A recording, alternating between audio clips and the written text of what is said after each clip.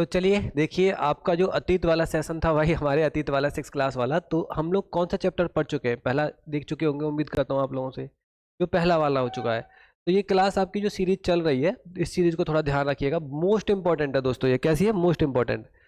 और इसमें आपके जितने भी डाउट्स हैं वो सब क्लियर होते जाएंगे, क्योंकि पहले पढ़ेंगे तभी तो डाउट्स आएंगे। तो इसको एक बार जो प्रस्तावना है हमेशा पढ़ना, किताब को पढ़ने से पहले बार बार पढ़ना चाहिए। जैसे इसमें न्याय कितने प्रकार का था? 3 प्रकार का न्याय था। अगर स्वतंत्रता की बात की जाए तो स्वतंत्रता कितने प्रकार की थी? वो 5 प्रकार की थी। कौन कौन सी स्वतंत्रता थी जो फ्रीडम मिलती है आपको? वो कौन कौन सी थी? विचार, अभिव्यक्ति, विश्वास, धर्म, उपासना की स्वतंत्रता। अगर समता की बात की जाए तो कौन सी? प्रतिष्ठा और अवसर की समता मिलेगी यहाँ।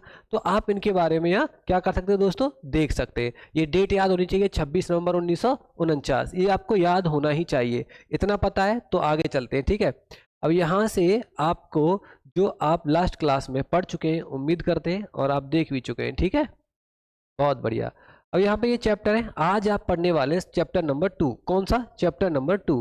तो चैप्टर नंबर 2 में क्या है लाड लो, क्या कह रहा है देखो, आरंभिक मानव की खोज।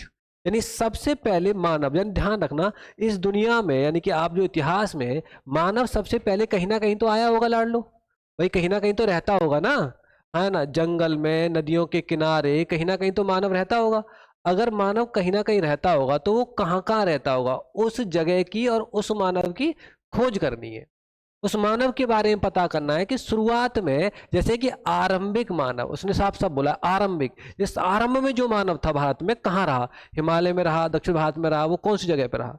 तो इसके बारे में जानकारी आपको मिल जाएगी। अब देखेंगे, और खोज करना है, आपको पता लगाना है। कैसे पता लगाएंगे? जो आपके पास सामग्री होगी, किताब हो सकती है, या फिर आपने देखा भीमबेटका की गुफाएं, जो कि एमपी में है, मध्य प्रदेश में। आप लोग जाएंगे तो वहां भीमबेटका की गुफाओं में आपको देखने के लिए वो प्रतिबिंब देखने के लिए मिलते हैं जो दीवारों पे उन्होंने उत्कीर्ण किए थे, बनाए थे। तो उसके बारे में देखेंगे। तो चलिए स्टार्ट करते हैं। अब देखो जरा ध्यान देना, आरंभ मानव, एक एक चीज को खोल खोल के पढ़ेंगे तो मजा आएगा। आरंभिक मानव आखिर वे इधर उधर क्यों घूमते थे? क्वेश्चन मार्क लगा दिया। अब इसी का जवाब इसके अंदर छुपा हुआ है।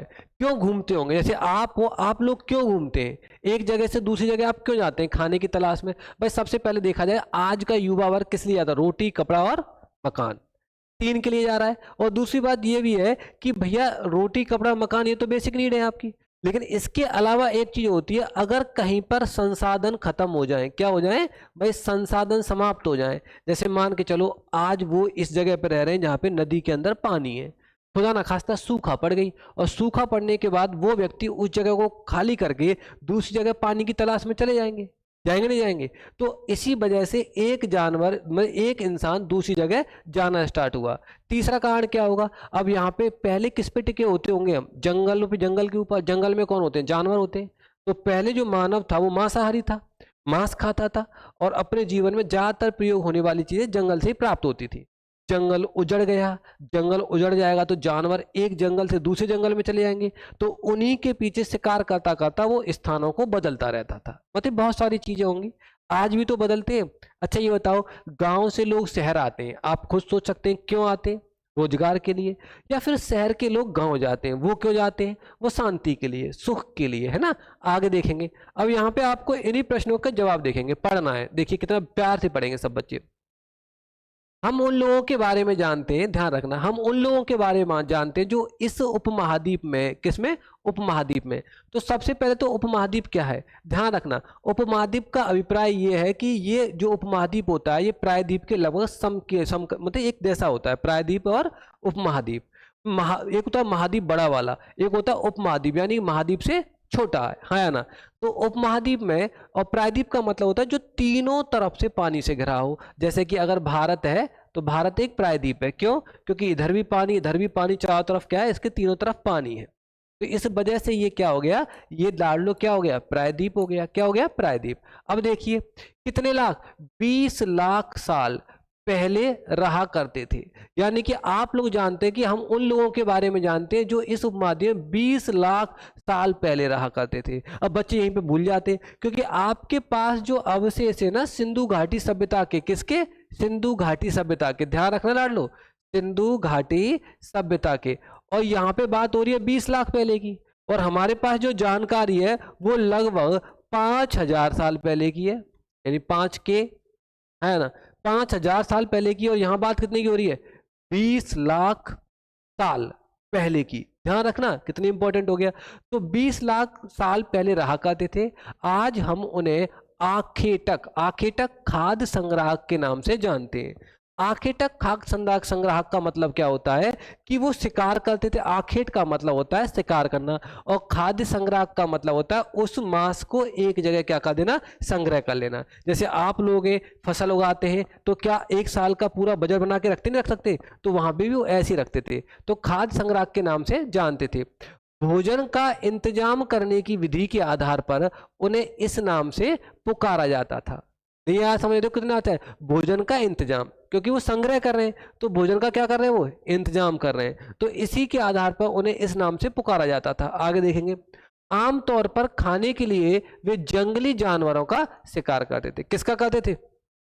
जंगली जानवरों का। भाई जंगली जानवरों का ही करेंगे ना, उस समय सब कुछ जंगल में रहता होगा, ऐसा तो है नहीं है कि वैसे सब लोग रह रहे, तो जंगल में ही रहते होंगे, इसीलिए वो जंगली जानवरों का शिकार करते थे। अब देखो, अब इन्हीं शिकार के बारे में थोड़ी देर के बाद में जानकारी मिलेगी कि वो शिकार कौन कौन से जानवरों का करते थे। अब कोई व्यक्ति शेर का तो शिकार करेगा नहीं ना, चीते का शिकार करेगा नहीं, तो उनके बारे में बताएंगे। जस्ट लाइक जो हिरन है, इन जानवरों का जो जिनसे मानव को हानि कम होती थी, उनका वो ज्यादा शिकार करेगा, ध्यान रखिएगा। तो जंगली जानवरों का शिकार करते थे, जिसमें कौन भी आ रहे, देखो कैसा, मछलियाँ चिड़िया पकड़ते थे। सही बात है, मछली में बैठ जाते। अब तो मछली पकड़ना एक तो शौक सा हो गया है, वहां बैठ जाएंगे नदी के किनारे और कुछ नहीं तो मछली पकड़ लो एकदम। आजकल के देखने को युवा वर्ग वाले क्या है, तो युवा वर्ग जो है नायक नायिका मछली पकड़ना ज्यादा पसंद करते हैं। टूर एंड ट्रेवल टाइप में जाते नहीं आते, चिड़िया पकड़ते थे। अब तो चिड़िया बची नहीं है। कभी देखी लास्ट टाइम चिड़िया कब देखी थी? पता है? कभी नहीं देखी ना, तो चिड़िया हमने देखी नहीं हुई। क्यों? चिड़िया खत्म होती जा रही है, खत्म समाप्त होती जा रही है। अब देखिए फल फूल, क्या बात है भाई, जंगल में तो फल फूल मिलेंगे। उसके बाद दाने, दाने का मतलब होता है कि नॉर्मल सी बात है, कोई भी पेड़ पौधा उग के आया है तो उसके दाने होंगे छोटे छोटे छोटे, गेहूं के दाने टाइप में। पौधे और पत्तियां, तो आपने देखा होगा पौधों को और पत्तियां, जिन पौधों की, अच्छा ये होता है, इमली का पेड़ देखा है आपने? देखा होगा। तो इमली का पेड़ देखा, तो इमली की पत्तियां भी तो खाई होंगी आप लोगों ने, खाई नहीं खाई है? पत्तियां खाई है नहीं खाई है? और कभी कभी तो नीम की पत्तियां भी खाते हो आप, बीमार हो जाते हो तो, खाते नहीं खाते हो? आप कहते तो नीम की पत्ती डाल लिया करो। और दूसरी बात, बाबा रामदेव तो चली नीम की पत्तियों से रहा है। वो किससे चल रहे हैं? पेड़ पौधों की पत्तियों से तो चल रहे हैं वो। क्यों? क्योंकि उन्होंने पूरा पतंजलि विकसित कर दिया है आधार पे। तुलसी देखा? तुलसी, तो तुलसी देखा होगा, तुलसी की पत्तियों को चाय में डालते, डालते नहीं डालते? क्यों? ताकि उनको हम खाते पीते। अब देखो, अंडे इकट्ठा, अंडे इकट्ठा किया करते थे। आजकल तो अंडे धुआंधार खा रहे हैं। तो अंडे, अब देखो नॉर्मल सी बात है, अगर एक क्वेश्चन पूछा जाए कि अंडे देने वाले जीव जंतु अलग होते हैं और बच्चे देने वाले जीव जंतु अलग होते हैं, बच्चे देने वाले जीव जंतु में मनुष्य आता है और अंडे देने वाले जीव जंतु में मुर्गे उर्गे आते हैं ना, मुर्गियां आती हैं। तो इनके बारे में देखेंगे तो अंडा किसका होता है? शुतुरमुर्ग का भी अंडा होता है। तो ये क्या चुन चुन के खाते हो कि नहीं हम मुर्गी का ही खाएंगे? अरे जिसका मिल जाएगा उसका खाएंगे, अंडा ही तो है वो, है ना। इनका मानना ये था। तो हमारे उपमहाद्वीप, उपमहाद्वीप जैसे गर्म देशों में, गर्म देश का मतलब हमारा देश कितना बढ़िया है, यानी कि यहाँ पे ठंड भी पड़ती है और यहाँ पे गर्मी भी पड़ती है, गर्मी भी होती है, क्योंकि ये ना दो अक्षांशों में है। एक तरीके से देखा जाए, आप ये कह सकते हैं कि जैसे कि ये कर्क रेखा है, तो कर्क रेखा से ऊपर वाला जोन है ये सर्दी वाला जोन है, इसे शीतोष्ण कटिबंध कहते हैं। और जो नीचे वाला जोन है ये आपका उष्ण कटिबंध में आता है। किस में आता है? उष्ण कटिबंध में। यानी इस वाले क्षेत्र में गर्मी पड़ती है, और देखो जिस क्षेत्र में गर्मी पड़ती है ना, वहां पर काले लोग पाए जाते हैं। देखिए, इसीलिए भारत में एक परंपरा है कि भैया धूप में मत निकला करो, नहीं तो क्या हो जाओगे? काले हो जाओगे। हो जाओगे नहीं हो जाएंगे? तो दक्षिण भारत में जाओगे तो यहाँ पे भाई सबसे अधिक काले लोग मिलेंगे। लेकिन अगर उत्तर भारत में चले जाओगे तो कश्मीर में देखो, पंजाब में देखो, हरियाणा में देखो, दिल्ली में देखो, और नॉर्थ ईस्ट में भी देख लो, तो इन जगह थोड़े से जो कलर है वो डार्क ना होके क्या होता है, थोड़ा सा क्या रहेगा, वो थोड़ा सा साफ रहता है ना। तो कोई दिक्कत नहीं, उस पर जलवायु का प्रभाव पड़ता है। Don't take tension. आगे देख, क्योंकि आपको पता होना चाहिए वो घूम क्यों रहे हैं। हम लोग क्या पढ़ रहे हैं कि आखिर में इधर उधर घूमते क्यों थे। इस प्रश्न का जवाब चाहिए आपको। अगर इसका जवाब आपने दे दिया तो पूरा टॉपिक कवर हो जाएगा। आगे देखेंगे, पेड़ पौधे की अनगिनत प्रजातियां मिलती हैं। सही बात है, जंगल में तो मिलेंगी मिलेंगी, इसीलिए पेड़ पौधों से मिलने वाले खाद्य पदार्थ भोजन के अत्यंत क्या थे, महत्वपूर्ण स्रोत थे। यानी ये सब उन्हें जंगल में मिलता था और इन सब की तलाश में वो घूमते थे, सब की तलाश में वो घूमते थे। आगे देखेंगे, लेकिन यह सब कर पाना बिल्कुल आसान नहीं था। क्यों था भाई? बिल्कुल आसान नहीं होगा। जंगली जानवरों से बिना हथियार के टक्कर ले पाना, लोहे की खोज थी नहीं, लोहा था नहीं उनके पास, और सिर्फ क्या थी, लकड़ियां और हड्डियां। जानवरों की हड्डियों को ही ढाल बना के प्रयोग करना तो सबसे बड़ी बात होगी नहीं होगी? सोचने वाली बात है, क्योंकि उत्तर वैदिक काल में लोहे का विकास होता है। इससे पहले तो लोहे का पता ही नहीं है। आप सोचिए भाई, हथियार बनाए बड़े बड़े, तो कैसे बनाएंगे आप हथियार? खाने, आग की जानकारी नहीं है, आग लगा नहीं सकते, मांस पका नहीं सकते, खाना पका नहीं सकते, जो भी खाओगे सब कच्चा ही खाओगे, है ना? तो वो जीवन आसान नहीं था, वो जीवन बहुत कठिन था। आगे देखेंगे, लेकिन यह सब कर पाना बिल्कुल भी आसान नहीं था। ऐसे कई जानवर हैं जो हमसे ज्यादा तेज भाग सकते थे। चीता है, हिरन है, बहुत सारे जानवर है, जंगली जानवर बहुत सारे होते जो हमसे तेज भागते, और बहुत सारे ऐसे होते जो काफी हमसे तेज नहीं भागते। जैसा एक क्वेश्चन आता है यहाँ पे, तुमने देखा होगा, हम लोग आजकल एक ट्रेंड चल रहा है, जैसे कुत्ते को पालने वाला है ना, ये कुत्ता बहुत जल्दी मतलब ये बहुत समय से ही पाला जा रहा है। तो आपने कभी सोचा कि क्या सबसे पहले लोगों ने कुत्ते को ही पालने का प्रयास किया होगा? शेर को पालने का प्रयास क्यों नहीं किया? कर सकते ना। चीते को क्यों नहीं किया था? ध्यान ही नहीं दिया, क्योंकि वो तुमसे ताकतवर थे, इसलिए उन पर ध्यान बिल्कुल नहीं दिया। तो हमसे ज्यादा तेज भाग सकते थे, और बहुत से जानवर हमसे ज्यादा ताकतवर भी थे। भालू, जितने के नाम लिया है मैंने, चीता, बाघ, जितने भी है, तेंदुआ वेंदुआ, जितने भी हैं, सब सब हमसे ज्यादा ताकतवर थे। आगे देखेंगे, जानवरों के शिकार, जैसे जानवरों के शिकार, चिड़िया, मछलियों पकड़ने के लिए बड़ा सतर्क, जागरूक और तेज होना पड़ता था। भाई साहब, इनसे तेज तो होना ही पड़ेगा। अब मछली आती है पानी में, तो मछली बादशाह होती है भाई, मछली जल की रानी है, ये तो पोयम सुनी होगी आप लोगों ने। तो उसका मतलब क्या, मछली को पानी में जाके पकड़ रहे हो तुम, लेकिन तुम भी बहुत चालाक हो। लालच बुरी बला है, ध्यान रखना, जीवन में एक बात ध्यान रखिए, लालच बुरी बला है। तो मछली भी जो फंसती है ना, वो लालच में ही फंसती है। आप लोग टोटी को लेके बैठे हो, उसमें कुछ लगा दिया, मछली बेचारी खाने के लिए आई, उसको उठा ले गए आप, अब उसको खा रहे हो आप।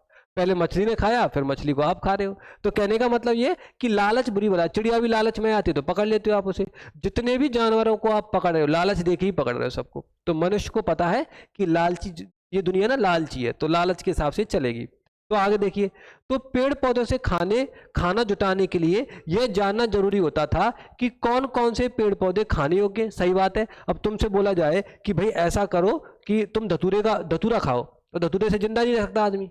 तो उन्हें पता होगा, जैसे गांजा है, गांजे का पेड़ आता है नहीं, गांजे का देखा होगा तुमने कि वो ज्यादातर नालों के पास में रहता है, नालियों के पास में ज्यादा रहता है।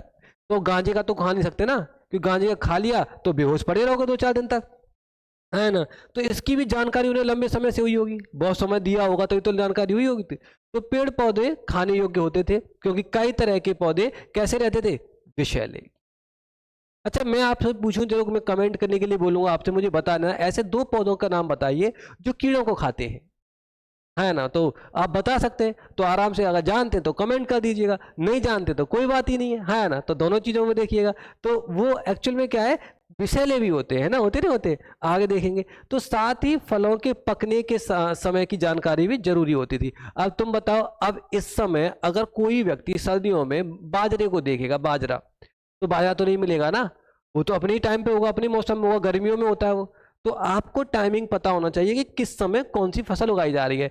जैसे गेहूं की फसल को तुम सर्दियों में ना उगा के अगर तुम गर्मियों में उगाओ तो कैसा रहेगा? क्या उगेगी वो? नहीं उगेगी वो। तो उसमें जानकारी आपके पास होनी चाहिए थी। समझ में आ रहा लाड लो? Very good. अब देखो, बहुत बढ़िया। ऐसे समुदाय में रहने वाले बच्चों के ज्ञान गुणों का वर्णन करो। क्या तुम में ऐसे गुण और ज्ञान है? देखो एक बात है, जो व्यक्ति जंगल में रहता है उसे जंगल का ज्ञान होगा, आप शहर में रहते हैं आपको शहर का ज्ञान होगा, आप जिस सोसाइटी में रहते हैं आपको उस सोसाइटी का ज्ञान होगा। समझ में आ रहा नहीं आ रहा है? तो जब उस सोसाइटी का ज्ञान होगा तो लाडलो आपको खुद देखिए इन चीजों को, तो वो खुद कह रहा है कि ऐसे समुदाय में रहने वाले बच्चों के ज्ञान गुणों का वर्णन करो। तो उसे इन सब के बारे में जानकारी होगी, उसे हर एक पौधे के बारे में जानकारी होगी। जैसे तुम लोगों को चोट लग जाती है तो तुम्हारी दादी माँ एक काम किया करती होगी, आप बचपन को याद करो, जैसे चोट लग जाती होगी या फिर कुछ प्रॉब्लम हो जाती होगी तो घर वाले क्या करते होंगे, बोलते हैं ऐसा कर, नीम की छाल लेके आ, और नीम की छाल को उस पत्थर पे घिसना स्टार्ट कर दिया और उसको तुम्हारे उसी चोट के ऊपर लगा दिया और तुमने देखा रिकवर भी हो गए, तुम उससे सही भी हो गए। तो इसका मतलब ये कहाँ से बने? औषधियां हैं भैया। तो आगे देखेंगे, तो आखिर तक खाद्य संग्राहक समुदाय के लोगों के एक जगह से दूसरी जगह पर घूमते रहने के पीछे कम से कम कितने कारण हो सकते थे? 4। अब एक बात बताओ, तुम खुद बताओ, अगर आप किसी भी गली में घूमने के लिए जा रहे हो तो उसका एक कारण तो नहीं होगा, कई कारण हो सकते हैं। पहली बात, शायद वो गली ज्यादा बढ़िया हो, है ना। शायद ऐसा भी हो सकता है आप किसी व्यक्ति विशेष के लिए वहाँ जा रहे हो, है ना, ऐसा भी हो सकता है। या फिर ऐसा भी हो सकता है कि आपके दो चार जेब में पॉकेट में कुछ रुपये वुपये पड़े हों और आपको एक उम्मीद है आज नहीं तो कल मुझे वो मिल ही जाएंगे, ऐसा भी हो सकता है। और कुछ ना कुछ कारण तो होगा, जरूरी नहीं है सिर्फ ओनली कितना हो कि एक ही कारण हो। तो यहाँ पे ये बोल रहा है कि उस समुदाय के मतलब जो लोग थे उनके पीछे कम से कम घूमने के पीछे कई कारण होंगे। आप लोग शहर जाते हो एक उद्देश्य से, बहुत सारे उद्देश्य से। आप पढ़ाई करते हो एक उद्देश्य से। आप में से कितने सारे बच्चे पढ़ाई कर रहे हैं कि मैं पढ़ाई करने के बाद सिर्फ ज्ञान के लिए पढ़ाई कर रहा हूँ। अगर आप ज्ञान के लिए पढ़ाई कर रहे हैं और मेरी बात को ढंग से सुन पा रहे हो, जवाब दे रहे हैं, तो इसका मतलब आप झूठ बोल रहे हैं। आप क्या सोच रहे हैं, मुझे ज्ञान भी मिल जाएगा, मुझे नौकरी भी मिल जाएगी, नौकरी के बाद में अच्छी छोकरी भी मिल जाएगी और अच्छे अच्छे बच्चे भी बोलेंगे, है ना। नहीं तो बेटे क्या होंगे, जानवर होंगे। फिर जानवर होंगे, होंगे नहीं होंगे। भाई एक बात है, शिक्षा से एक कारण है क्या शिक्षा लेने का? शिक्षा लेने के बहुत सारे कारण हैं। तो बहुत सारे कारण तो उनको देखना है आपको। जैसे कि पहला कारण क्या था, कारण देखिए उस समय के लोगों का कि अगर वे एक ही जगह पर ज्यादा दिनों तक रहते तो आसपास के पौधे, फलों और जानवरों को खाकर समाप्त कर देते। सही बात है, बिल्कुल खत्म कर देते, तो समाप्त कर देते। इसीलिए और भोजन की तलाश में इन्हें दूसरी जगहों पर जाना पड़ता था। जब भोजन खत्म हो जाएगा तो दूसरी जगह जाएंगे। अब देखो दूसरा कारण क्या कहता है, दूसरा कारण कहता है यह है कि जानवर अपने शिकार के लिए, फिर हिरन और मवेशी अपना चारा ढूंढने के लिए एक जगह से दूसरी जगह जाया करते थे। अब जानवर जा रहे हैं, पहले इनका भोजन खत्म हो गया, अब जानवरों का भोजन खत्म हो गया, तो जानवर अपने शिकार को ढूंढने के लिए जा रहे हैं, अब जाया करते थे। इसीलिए इन जानवरों का शिकार करने वाले लोग इनके पीछे जाया करते होंगे। नहीं आया समझ में भाई, ये भी क्लियर है एकदम। और उस समय ऐसा तो नहीं हुआ कि कहीं कहीं फैक्ट्री लग रही है, काम करने जा रहे हैं, टिफिन लगा के जा रहे हैं ये लोग, नहीं। जहां जागो तभी सवेरा है इनका, तो जंगल ही इनका घर है, सब कुछ इनका घर जंगल में ही है, जो भी है जंगल में ही है भैया। आगे देखिए यहाँ तीसरा कारण क्या था, तो तीसरा कारण देखेंगे यह कि पेड़ों और पौधों में फल फूल अलग अलग मौसम में आते हैं। सही बात है। अब केला वाले बाग में जो केला, जिस समय जो केला वाला बाग रहता है उस बाग में उस समय तो वो नहीं रहेंगे ना जिस समय केला नहीं लगते।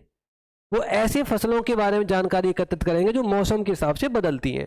तो मौसम के हिसाब से वो मतलब एक जगह से दूसरी जगह जाएंगे। आगे देखिए, इसलिए लोग उनकी तलाश में उपयुक्त मौसम के अनुसार अन्य इलाकों में क्या होते होंगे, घूमते होंगे। अब देखिए कारण क्या आ गया, कौन सा कारण आ गया, चौथा कारण। चौथा कारण यह है कि पानी के बिना किसी भी प्राणी या पेड़ पौधों का जीवित रहना क्या नहीं था, संभव नहीं होता। पानी सूख गया तो पानी की तलाश में जाएंगे अब वो, तो संभव नहीं होता। और पानी झीलों, झरनों और नदियों में ही मिलता है। सही बात है। उस समय ट्यूबवेल पंप थोड़ी ना होंगे कि आपने कहीं भी टोटी चलाई और पानी आ गया, ऐसा तो बिल्कुल नहीं होगा, है ना। तो इसके बारे में आपको ध्यान रखना चाहिए। अब देखिए, यद्यपि कई नदियां, झीलों का पानी कभी नहीं सूखता था। कुछ नदियां ऐसी थी जो सदाबहार थी और कुछ नदियां ऐसी थी जो कि मौसम के हिसाब से ही बहती थी। बारिश का मौसम आया, नदियों में पानी आ गया तो शुरू हो गई, बारिश का मौसम गया सूख गया पानी। लेकिन कुछ मौसम जो हिमालय से निकलने वाली नदियां वो सदाबहार है, बर्फ पिघलती है पानी आता है, बर्फ नहीं पिघलती तो वर्षा होती है, तो वो पानी चलता रहता है। तो आपको पता होना चाहिए। तो यहाँ पे आया कुछ झीलों, नदियों में पानी बारिश के बाद भी मिल पाता था। इसीलिए ऐसी झीलों और नदियों के किनारे बसे लोगों को सूखे मौसम में पानी की तलाश में इधर उधर जाना पड़ता होगा। क्लियर आ रहा है, भाई पानी की तलाश में जा रहे हैं। इसके अलावा लोग अपने नाते, रिश्तेदार या मित्रों से मिलने भी जाया करते होंगे। सही बात है, आज भी तो जाते हैं आप लोग। अच्छा, आप लोग आर्टी पार्टी सार्टी करने के लिए या फिर कुछ भी करने के लिए प्रोग्राम में एक दूसरे के नाते रिश्तेदारों में जाते जाते। तो यहाँ भी वो बताया रहा कि उन लोगों को भी रिश्तेदार बनाते होंगे। पर सोचने वाली बात है कि वो रिश्तेदार बनाते कैसे होंगे, उनकी आवाज़ भी थी नहीं, लिपि विकास नहीं हो पाई, बोलने की क्षमता नहीं थी। जानवर डेचू डेचू करते होंगे तो वो भी उनकी भी कोई आवाज़ होगी, है ना। कहीं सोचा, कल्पना करके देखिए कि आज जितने हम प्यार से बोलते हैं कि हिंदी का विकास तो आज से 1000 साल पहले हुआ था, 1100 और 1000 ईस्वी में हुआ था। अगर प्राकृत भाषा का देखें तो ये आपको मध्यकालीन मिल जाएगी, महाजनपद काल में मिल जाती है, यानी आज से 2500 साल पहले मिल जाती है। संस्कृत के बारे में देखें तो ये आपको करीब करीब आई थिंक 3 तो वो हो गया और 2 ये हो गया, 3500 साल पहले मिल जाती है। सिंधु घाटी की देखें तो वो 5000 साल पहले मिल जाती है। ये बात हो रही है 20 लाख पहले की, 20 लाख साल पहले की। सोचने वाली बात है, कैसे बोलते होंगे वो? हमारे पास तो कोई पता ही नहीं है बोलते कैसे होंगे, हमें ये तक नहीं पता कि वो हमसे बेहतर थे या कैसे थे। बस जंगलों में जो दीवारों पे चित्र बने हैं उनके माध्यम से ये पता लगा रहे हैं कि हमसे शायद बेहतर ही होंगे। अब बेहतर नहीं होंगे क्योंकि उन्हें रंगों का भी ज्ञान था। दीवारों पे तुम पेंटिंग देखोगे तो आज भी उनके रंग जो है वो मिटे नहीं है। भीमबेटका की गुफाओं में जाएंगे तो देखेंगे, अभी आएंगे सब। आइए देखिए, अब देखो क्या कहते हैं यहाँ पे। यहाँ ये स्मरण रखना जरूरी है कि ये सभी लोग पैदल यात्रा किया करते थे। क्या करते थे? पैदल यात्रा। अब क्या हुआ, तुम स्कूल कैसे जाते हो? नहीं आया समझ में? अब कैसे जाते हैं आप लोग? भाई स्कूटी से जा रहे हैं, ट्रेन से जा रहे हैं, पैदल पैदल जा रहे हैं, या फिर जा ही ना रहे। और स्कूल के नाम से बच्चा अब तो रोता है। अब क्या कहते हैं, उसे एक दे दो बढ़िया सा मोबाइल दे दो और उसमें इंस्टाग्राम चालू कर दो और यूट्यूब चालू कर दो, फिर शॉर्ट्स बनाएंगे, वीडियोस बनाएंगे, या फिर कुछ भिन्न भिन्न प्रकार के गेम देखेंगे। लूडो पे टीम बनाएंगे, लूडो में बना दे 11 ड्रीम 11 रहता है ना, ड्रीम 11 रहता है, या फिर और भी होते सर्कल ऐप पे बनाएंगे, है ना। तो अब उनको बना के वो करते हैं, तो अब तो स्कूल जाना नहीं चाहते। लेकिन तुम स्कूल कैसे जाते हो? तो फिर भी जाते हैं। देखिए कैसे करेंगे, मस्त तरीके से बताओ। बहुत सारे अच्छे बच्चे भी होते हैं जो स्कूल जाते हैं ना, तो आप अच्छे बच्चे हो एकदम, कोई दिक्कत नहीं है। आपके लिए नहीं बोला था मैंने, ये किसी और के लिए बोला था जो स्कूल नहीं जाते हैं। तो मैं अपने घर से स्कूल पैदल जाने में कितना समय लगता है? अब तो स्कूल घर के अंदर ही रहता है ना, तो समय नहीं लगता। अगर तुम बस या साइकिल से जाओ तो स्कूल पहुंचने में कितना समय लगेगा? देखो उस समय इन लोगों के पास ना तो बस थी ना साइकिल थी, पाँव पहिए जाते थे, बस पैदल पैदल चल रही है। लेकिन एक इन्होंने विकास किया आगे जाके गाड़ियों का। गाड़ियों में जस्ट लाइक बैलगाड़ी, गधा गाड़ी, घोड़ा गाड़ी, खच्चर गाड़ी, जो धांसू सा जानवर इनको मिला उसी जानवरों को पकड़ के गोल गोल पहिए में, जैसे कि सोचिए गोल गोल पहिए बांध के और चालू कर दिया उन्होंने। सबसे पहले कल्पना करेंगे कि सबसे पहले बुग्गी भी बनाई गई होगी। बुग्गी का मतलब जानते हो आप लोग? नहीं पता? बैलगाड़ी कहते हैं इसे ना, तो उसको बुग्गी कहते थे, गांव में बुग्गी कहते। तो बैलगाड़ी बनाई हुई, तो कैसे बैल को समझाया होगा? सबसे पहले तो बैल का पहले से समझदार था कि नहीं भैया देखो तुम गाड़ी बना लो, हाँक में लूंगा। बैल को समझाने में भी क्या लगा होगा? टाइम लगा होगा, उसको पालतू बनाया होगा, बहुत सारी चीजें की गई होंगी, हाँ या ना। आरंभिक मानव के बारे में जानकारी कैसे मिलती है? तो सबसे पहले जो मानव था कैसा मिलता है यहाँ पे देखेंगे, तो इंपॉर्टेंट है। अब इनके बारे में जानकारी कौन बताएगा? जमीन से खोद के, दीवारों पे लिखा हुआ, पत्थरों पे लिखा हुआ, उससे जानकारी जो इकट्ठा करते, जो लास्ट चैप्टर में आपने पढ़ा था, उनको बोलते हैं पुरातत्वविदों। नहीं आया समझ में? पुरातत्वविदों को मतलब ऐसी जानकारी मिलती है। पुरातत्वविद कौन होते हैं? शब्द को देखो, पुरा और तत्व, ध्यान रखना। पुरा का मतलब पुराना, ध्यान रखना, पुराना। और तत्व का मतलब होता है एलिमेंट, आपको पता है कोई भी चीज जो पुरानी हो और उसको जानकारी करने वाला जिसके पास ज्ञान है तो वेद हो जाएगा, पुरातत्व वेदा। नहीं आया समझ में? तो पुरानी चीजों के माध्यम से, इन चीजों के माध्यम से जो इतिहास लिखा जाता है, हाँ या ना। अब देखो जरा ध्यान देना, समझिए इंपॉर्टेंट है ये। इतिहासकार में और पुरातत्व वेदा में दोनों में अंतर है। पुरातत्व वेद जो है वो खाली बताएगा कि इस कटोरे का प्रयोग ऐसे होता होगा, इस कटोरे का प्रयोग ऐसे होता होगा, ये चम्मच का प्रयोग ऐसे होता होगा, ये इसकी बनी है, ये इतनी समय पुरानी है। वो कौन बता रहा है? पुरातत्ववेदा।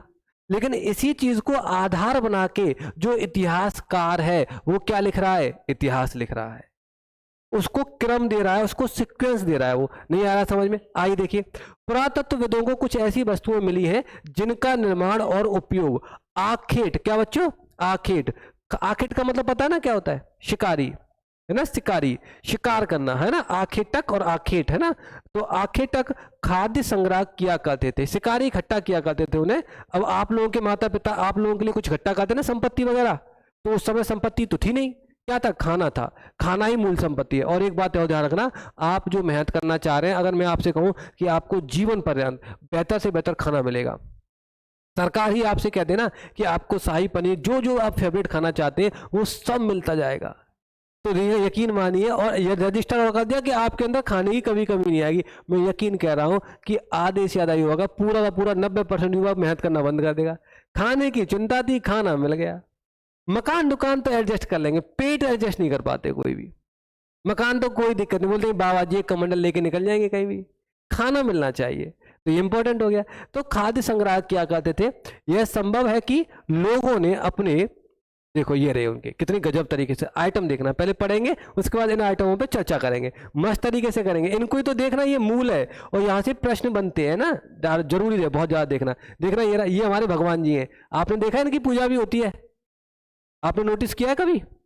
है ना, आपने देखा होगा, क्यों लाड लो, इनकी पूजा भी होती है, देखा ना, बहुत बढ़िया, तो कोई दिक्कत ही नहीं है। अच्छा देखो यहाँ पे आगे देखते जाएंगे हम लोग, यहाँ पे देखेंगे तो यहाँ पे क्या क्या लिखा हुआ है, काम के लिए कोई दिक्कत नहीं है, आराम से सब लोग पढ़ते हैं, बढ़िया। तो काम के लिए, काम के लिए देखो, काम के लिए, किसके लिए? काम के लिए।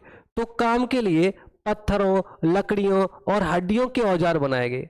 अब पहले लकड़ी के औजार बनाए जा रहे हैं, हड्डी के औजार भी। आजकल हड्डी उस समय ना बहुत बड़ा हथियार होता था, मजबूत होती है एकदम। आप लोगों के लिए एक प्रश्न है, कमेंट बॉक्स में लिख सकते हो, लिख देना। ये मतलब प्रश्न है कि हमारी बॉडी की सबसे मजबूत हड्डी होती है वो कौन सी होती है? अगर इसका नाम जानते हो, और सबसे लंबी हड्डी कौन सी होती है, और सबसे छोटी हड्डी कौन सी होती है, तो इन तीनों के प्रश्नों के जवाब मुझे लिख देना कमेंट में, तो कोई दिक्कत ही नहीं, चल जाएगा। देखो एक साथ में ना बहुत सारी चीजें आप पढ़ रहे हैं, तो कोई दिक्कत ही नहीं है। तो मेरे ख्याल से सभी दोस्तों को चीजें समझ में भी आ रही होंगी, हाँ या ना, क्लियर है ना? तो पत्थर, लकड़ियां और हड्डियों क्या बनाए जाते थे? औजार बनाए जाते थे, ठीक है। क्या बनाए जा रहे हैं लाडलो? औजार बनाए जा रहे हैं, ठीक है। अब देखेंगे आगे, तो पत्थरों के बारे में देखेंगे कैसे कैसे पत्थर होंगे। इनमें से पत्थरों के औजार आज भी बचे हुए हैं। भाई एक बात और, लकड़ी तो गल जाएगी और एक समय सीमा के बाद में तो हड्डियां भी गली जाती हैं, मिट्टी में मिल गया, बचा क्या? पत्थर बचे। पत्थर भी गलते हैं लेकिन टाइम लगता है, चट्टानों को गलने में टाइम लगता है, हाँ ना। तो इसलिए आप भी चट्टान की तरह हो, कंपटीशन में, है नहीं। अब देखिए आइए, यहां पत्थरों के औजारों के कुछ उपयोग बताए गए हैं। अब पत्थर के औजार क्या, जैसे आज है, आज पत्थर से क्या कहते थे आपने देखा, आपके घर में सिलवटना है, सिलवटना, दोस्तों अब तो मिक्सी चल गई है। एक बात तो आप खुद देखेंगे, आज भी जो पहलवान होते हैं, जो पहलवानी करते हैं, जो विद्यार्थी या फिर जो भी व्यक्ति पहलवानी करते हैं, तो बादामों को वो मिक्सी में नहीं पीसते, वो सिलवटना पे पीसते हैं। आज भी पीसते नहीं पीसते, क्यों? क्योंकि उसके स्वाद में और मिक्सी वाले स्वाद में काफी ज्यादा अंतर होता है, होता नहीं होता है, हाँ ना।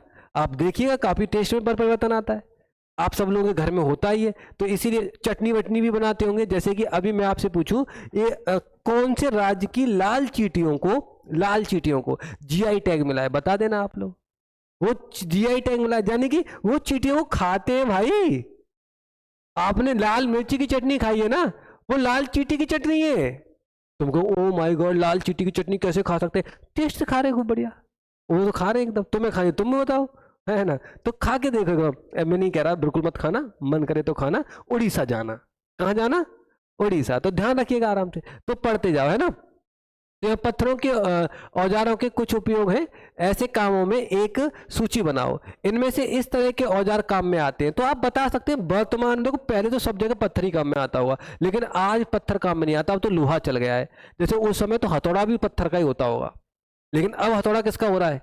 लोहे का हो रहा है। उस समय चाकू भी पत्थर का होता होगा, लेकिन आज चाकू किसका है? लोहे का है ना। लोहे का भी है, और कभी कोई जो ज्यादा पैसे वाला है वो सोने का भी चाकू बनवाएगा, काटने के लिए नहीं, क्या करने के लिए? दिखाने के लिए खाली, है ना। तुमने देखा आजकल ना मोबाइल का कवर सोने के लगवा लेते हैं, है ना, दिखाने के लिए, माहौल तो बना रहे खाली।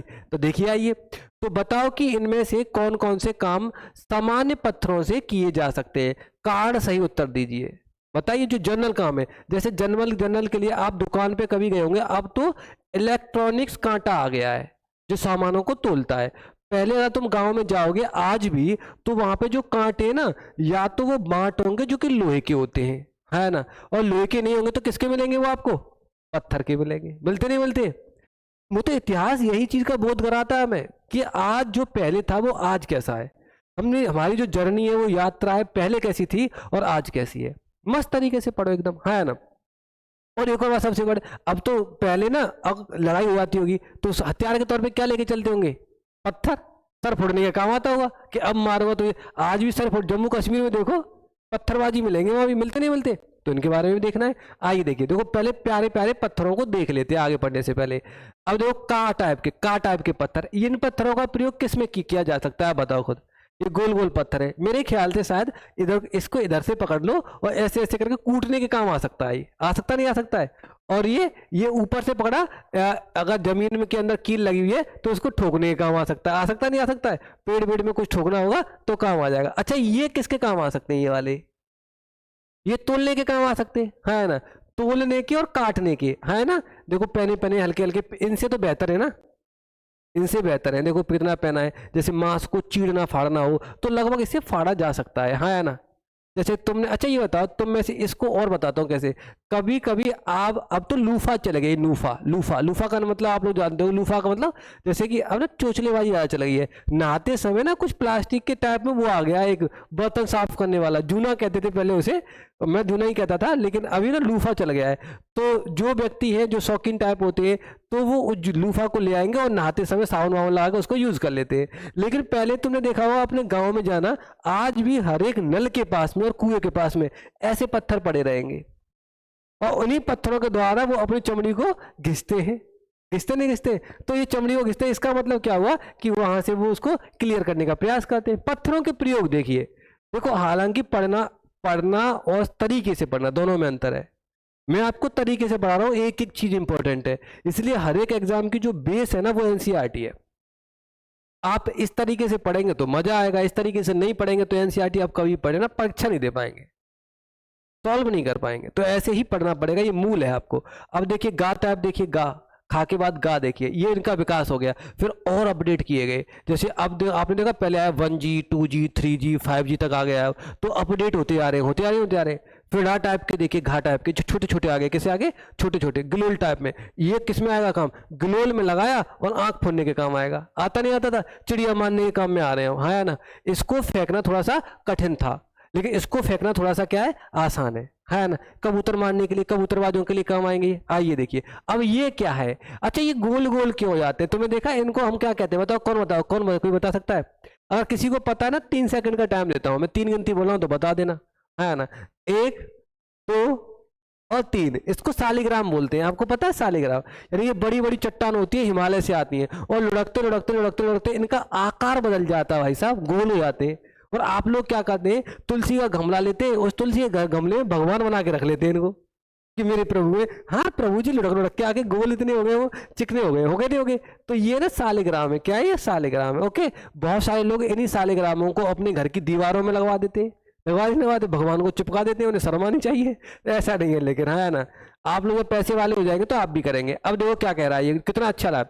पत्थर से बने औजार, यानी वो का टाइप के लिए क्या बोल रहा है, ये पत्थर से बने प्राचीनतम औजार है, सबसे पुराने हैं होंगे। आप टाइप 1 2 3 अपडेट वर्जन है ये, 1G 2G 3G 4G और 5G। स्पीड किसकी बेहतर होगी, इसकी बेहतर होगी, है ना, थोड़ी मजबूत भी है ये। आइए देखते हैं, अब खा देखेंगे, इन्हें कई हजार साल बाद बनाया गया।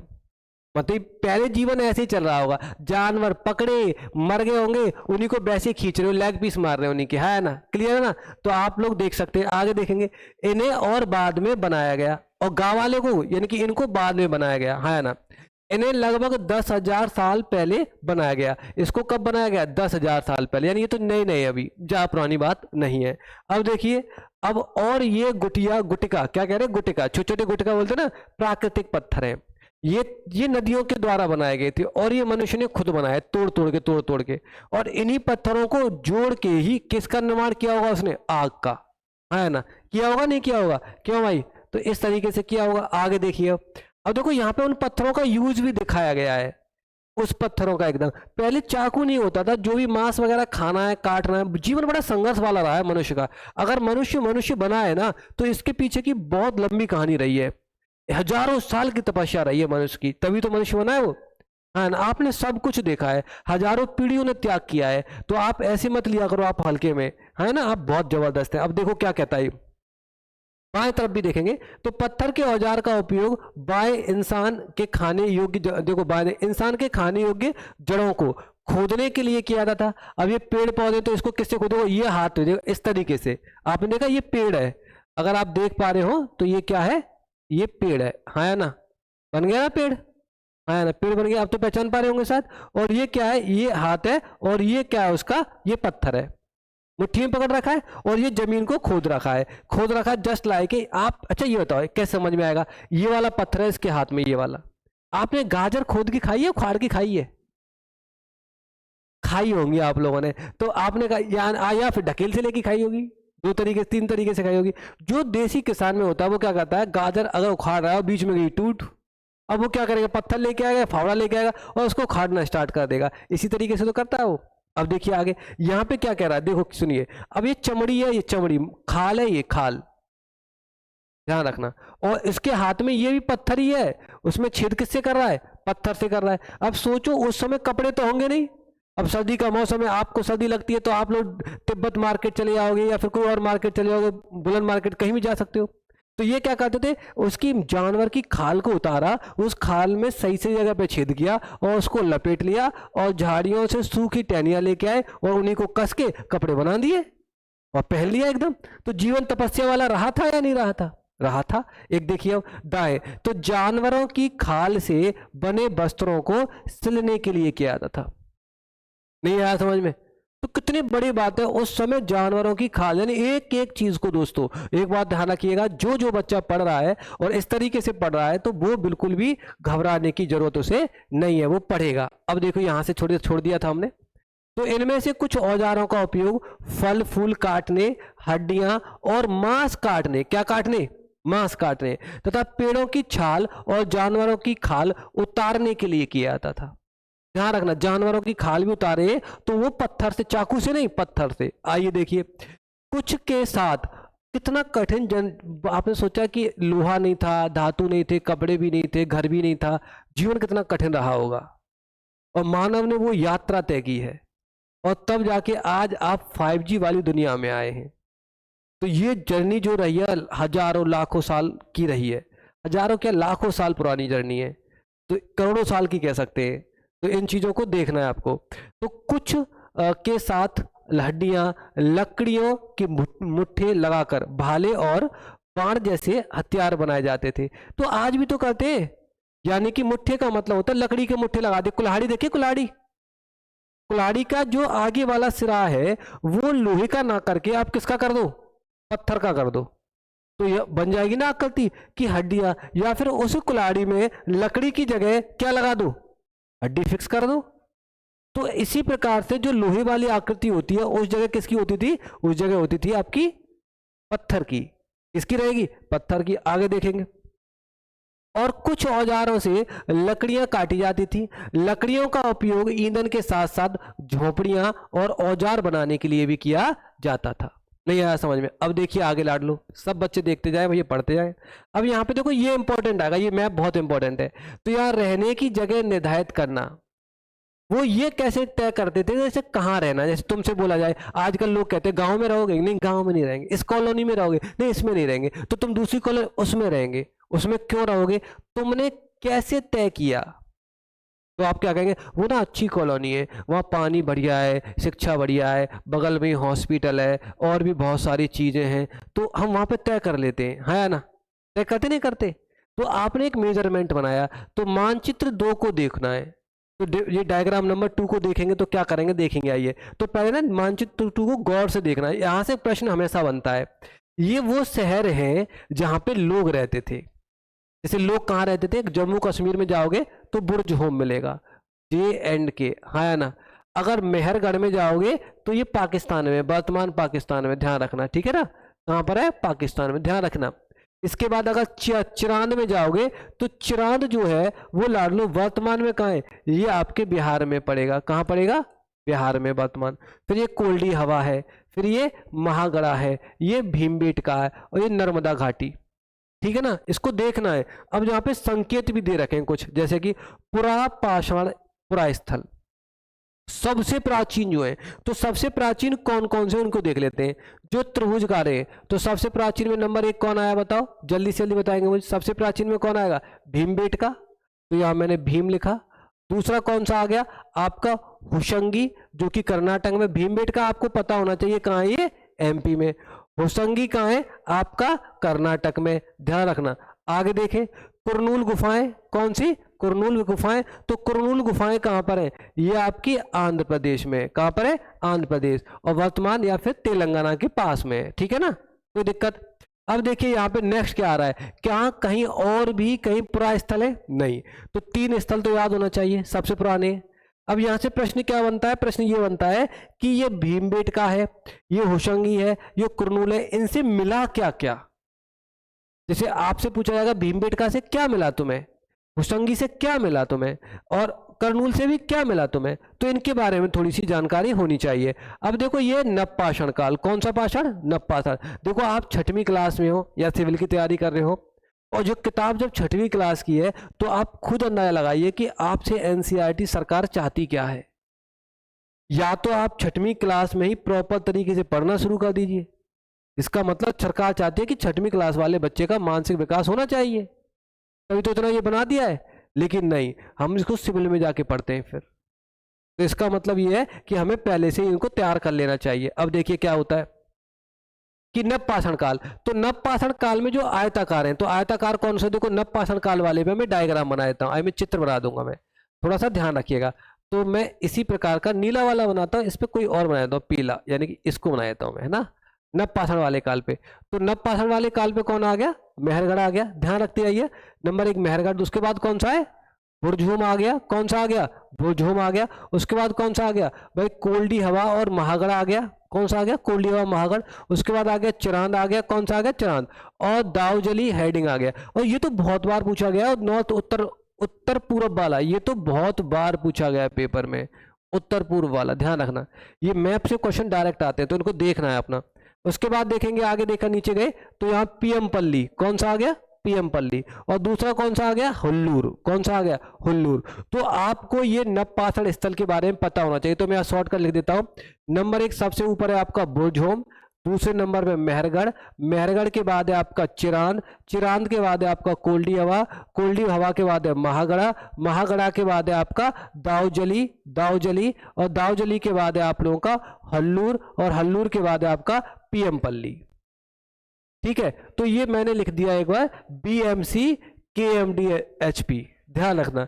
तो मैंने शॉर्टकट में लिख दिया है, जैसे याद हो जाएगा कि ये बुरझूम है, ये आपका मेहरगढ़ है, ये आपका चिरांद है, ये आपका कोल्डी हवा है, ये आपका महागढ़ा है, ये आपका दाऊजली है, ये आपका हल्लूर है, और ये आपका पीएम पल्ली है। थोड़ा थोड़ा करके याद हो जाएगा। आगे देखेंगे तो यहाँ पे आया महापाषाण पुरास्थल। अब एक बात बताइए, जब लोगों को दफनाया जाता होगा, ये इंपॉर्टेंट है ये वाला पॉइंट, ये 50 बार पेपर में आया कम से कम। महापाषाणिक पुरास्थल क्या होते हैं? तो महापाषाणिक पुरास्थल वो होते हैं जैसे कोई मर जाता है, गिर जाता है, तो उसकी समाधि बनाई जाती है, और उसकी समाधि को, अब देखो अगर आपने उसको ढका नहीं ठीक तरीके से, तो कुत्ते आएंगे नाश्ता कर जाएंगे, उसका ब्रेकफास्ट बन जाएगा कुत्ते का। तो कुत्ते उसको हानि ना पहुंचा दें, उस बॉडी को वहां से उखाड़ के ना ले जाएं, तो इसके लिए क्या करते थे, उस जगह हम पत्थर रख देते थे बड़ा सा एक, और जो बड़ा सा पत्थर, देखो महापाषाण, और पाषाण का मतलब पत्थर होता है, होता नहीं होता है, तो बड़ा सा पत्थर रख देते। अब मुझे बताओ, तो महापाषाण के बारे में बात करें तो यहाँ पे क्या हो गया? बी का मतलब ब्रह्मगिरी, है ना। तो उन स्थानों को देखेंगे जब, ये हमेशा एक बात तो ध्यान रखेंगे, जो महापाषाण की जानकारी मिलेगी ना, वो दक्षिण भारत में ही मिलती है। किसमें मिलती है? दक्षिण भारत में। तो इसके बारे में देखना है, तो आपने देखा होगा बी, कौन सा आ गया? बी। उसके बाद देखा बी का मतलब ब्रह्मगिरी, और दूसरा वाला कौन सा? आदि चन्नलूर, कौन सा? आदि चन्नलूर। ओके, कोई दिक्कत तो नहीं है? आदि चन्नलूर। अब देखो आरंभिक गांव, जहां पे सबसे पहले हमें यह जानकारी मिलती है कि इस जगह गांव का क्या हुआ था, विकास हुआ था, है ना। तो सबसे पहला गांव आपको देखने के लिए मिलेगा, जैसे मैं अगर ढूंढ पा रहा हूं यहाँ पे, तो मुझे एक ही गांव दिख रहा है, और जिसका नाम लाडलो क्या है बताओ मुझे, कोई बता सकता है तुम में से? क्या है? इनाम गांव है, नहीं है? तो सबसे पहला गांव कौन सा हो गया? इनाम गांव आ गया। नहीं आया समझ में? अब देखो इतना जब याद हो जाएगा ना तुम्हें, तो ये बता देंगे इस जगह क्या क्या मिला था आपको। अगर सरकार ने चाहा इस मैप को बनाया, तो इस मैप का उद्देश्य ये है कि इनको याद कर लो, ध्यान रखिएगा। तो ध्यान रखना है। तो इनाम गांव, तो अब देखेंगे इनाम गांव, एक ही गांव के बारे में जानकारी मिलती है, इसका इनाम गांव है। उसके बाद आता है आधुनिक नगर। कौन सा नगर लाड लो? आधुनिक नगर। तो आधुनिक नगर कौन कौन से थे उस समय? कौन कौन से थे? आधुनिक नगर में क्या आएगा? कोलकाता आज भी है, और आपने देखा मुंबई आज भी है, और कोई दिख रहा है? और कोई नहीं दिख रहा, हाँ है ना। अब एक आता है, तो आप लोगों को पता होना चाहिए हर एक जो स्थल है ये हर एक नदी के किनारे है। उन नदियों के नाम भी हम आगे जाके देखेंगे। अब देखिए जो चल रहा था उसी परंपरा को आगे दोहराएंगे। तो मानचित्र हमने पूरा देख लिया। एग्जाम उसने बोला है, किताब वाले ने पहले ही बोल दिया है कि मानचित्र 2 को देखो। तो मानचित्र 2 को देखेंगे तो देखो लाल त्रिकोण। अच्छा, लाल त्रिकोण किसके लिए था? कोई बताएगा तुम में से? लाल त्रिकोण याद होगा तो भीमबेटका के लिए। याद आ गया? थोड़ा सा महसूस हो रहा है? पता लग रहा है अब? तो भीमबेटका के लिए है। भीमबेटका वाले स्थान वे पुरास्थल है जहां पर खाद्य आखेट संग्राहकों के होने के प्रमाण मिले। यानी यहाँ पे शिकारी लोग रहते थे यहाँ पे इस जगह। और भीमबेटका नर्मदा नदी के पास में। किसके पास में? नर्मदा, ध्यान रखना। अच्छा, आप लोगों के लिए क्वेश्चन, नर्मदा नदी किस पहाड़ी से निकलती है उसका नाम बताना है। कमेंट कर दीजिएगा आराम से, चाहे गूगल करके करिएगा, करना जरूर है। तो नर्मदा नदी किससे निकलती है? और नर्मदा नदी जिससे निकलती है ना, उससे एक और नदी निकलती है, उसका नाम मैं बताया था, सोन नदी। ठीक है, वो दे नहीं रखी है इसमें, तो मैंने सोन नदी बता दी है, लेकिन उस पहाड़ी का भी नाम बताना है अब ढूंढना और मुझे बताना भी। ठीक है, आइए देखते हैं। अब हम लोग आगे चलते पढ़ते ना, पहले प्यार से चलेंगे। इनके अलावा भी और कई स्थानों पर आखेट खाद्य संग्राहक रहते थे। मतलब एक ही जगह रहते थे, और जगह भी बहुत सारी होंगी, हमें पता नहीं है, वो बात अलग है। अब देखिए मानचित्र में सिर्फ कुछ गिने चुने स्थान ही चिन्हित किए गए। कई पुरास्थल नदी और झीलों के किनारे पर पाए गए हैं। मतलब कुछ इंपॉर्टेंट यहाँ दे रखे। जब उसने बोल दिया इंपॉर्टेंट दे रखे, तो प्लीज आपको पता होना चाहिए कि कौन कौन सी चीजें हैं, है ना। अब देखो भीमबेटका, होसंगी और करनोली, इनके बारे में पता होना चाहिए, तीनों के बारे में, है ना। Very good. अब देखिए आगे नेक्स्ट आते हैं। अब यहाँ पे बोला गया कि देखो पहले ना इसको पढ़ ले, ये लाइन इंपॉर्टेंट है, इसको पढ़ने से पहले हम एक बार इसको पढ़ लेते हैं। ये भीमबेटका की गुफाएं देखो यहाँ देख रखी हैं, और देखो रंग बिरंगी टाइप में आपको दिखाई दे रहा होगा। ये बहुत मस्त तरीके से देखेंगे, इसको पढ़ेंगे, एब्जॉर्ब करेंगे, ऐसी बात नहीं है ना। अब यहाँ पे क्या बोला गया है कि भीमबेटका यानी कि आधुनिक मध्य प्रदेश में, कहाँ पर है? वर्तमान के मध्य प्रदेश में। आवासीय पुरास्थल उन्हें कहते हैं। आवासीय का मतलब होता है जहां पर रहते हैं, आवास विकास कॉलोनी कहते नहीं कहते। तो आवासीय पुरास्थल उन्हें कहते हैं जहां लोग रहा करते थे। इनमें गुफाओं और कंदराओं जैसे वे स्थल होते हैं जिन्हें यह यहाँ दर्शाया गया है। लोग इन गुफाओं में इसलिए रहते थे क्योंकि यहाँ उन्हें लोग रहेंगे क्यों? घर में क्यों रहते हो तुम लोग? आज भी बताओ, बारिश धूप हवाओं से राहत मिलती है, नहीं तो धूप वगैरह से आप मर जाओगे, हाँ है ना। तो ऐसी प्राकृतिक गुफाएं विंध्य और दक्कन के पर्वतीय इलाकों में मिलती हैं। अच्छा, आपने सोचा है कि दक्कन के पर्वतीय इलाकों में ही क्यों मिलती होंगी ये गुफाएं? मैं बताता हूँ इसका रीजन। एक है, वैसे आप भी बताइएगा, एक नहीं बहुत सारे कारण हो सकते हैं इसके। एक कारण ये भी है कि अगर कोई किसी पत्थर की चट्टान जो है, मतलब पत्थर की जो चट्टान है, अगर उसका पत्थर सॉफ्ट है तो उसको तोड़ना हमारे लिए आसान होगा। तो आप देखेंगे ज्यादा से ज्यादा गुफाएं जो मिलती हैं वो दक्षिण भारत में मिलती हैं। अब बताइए, तो नर्मदा घाटी के पास में है, नर्मदा नदी के बारे में आपसे पूछ चुका हूं, तो आपको बताना है। क्या तुम बता सकते हो कि रहने के लिए लोगों ने यह जगह क्यों चुनी होगी?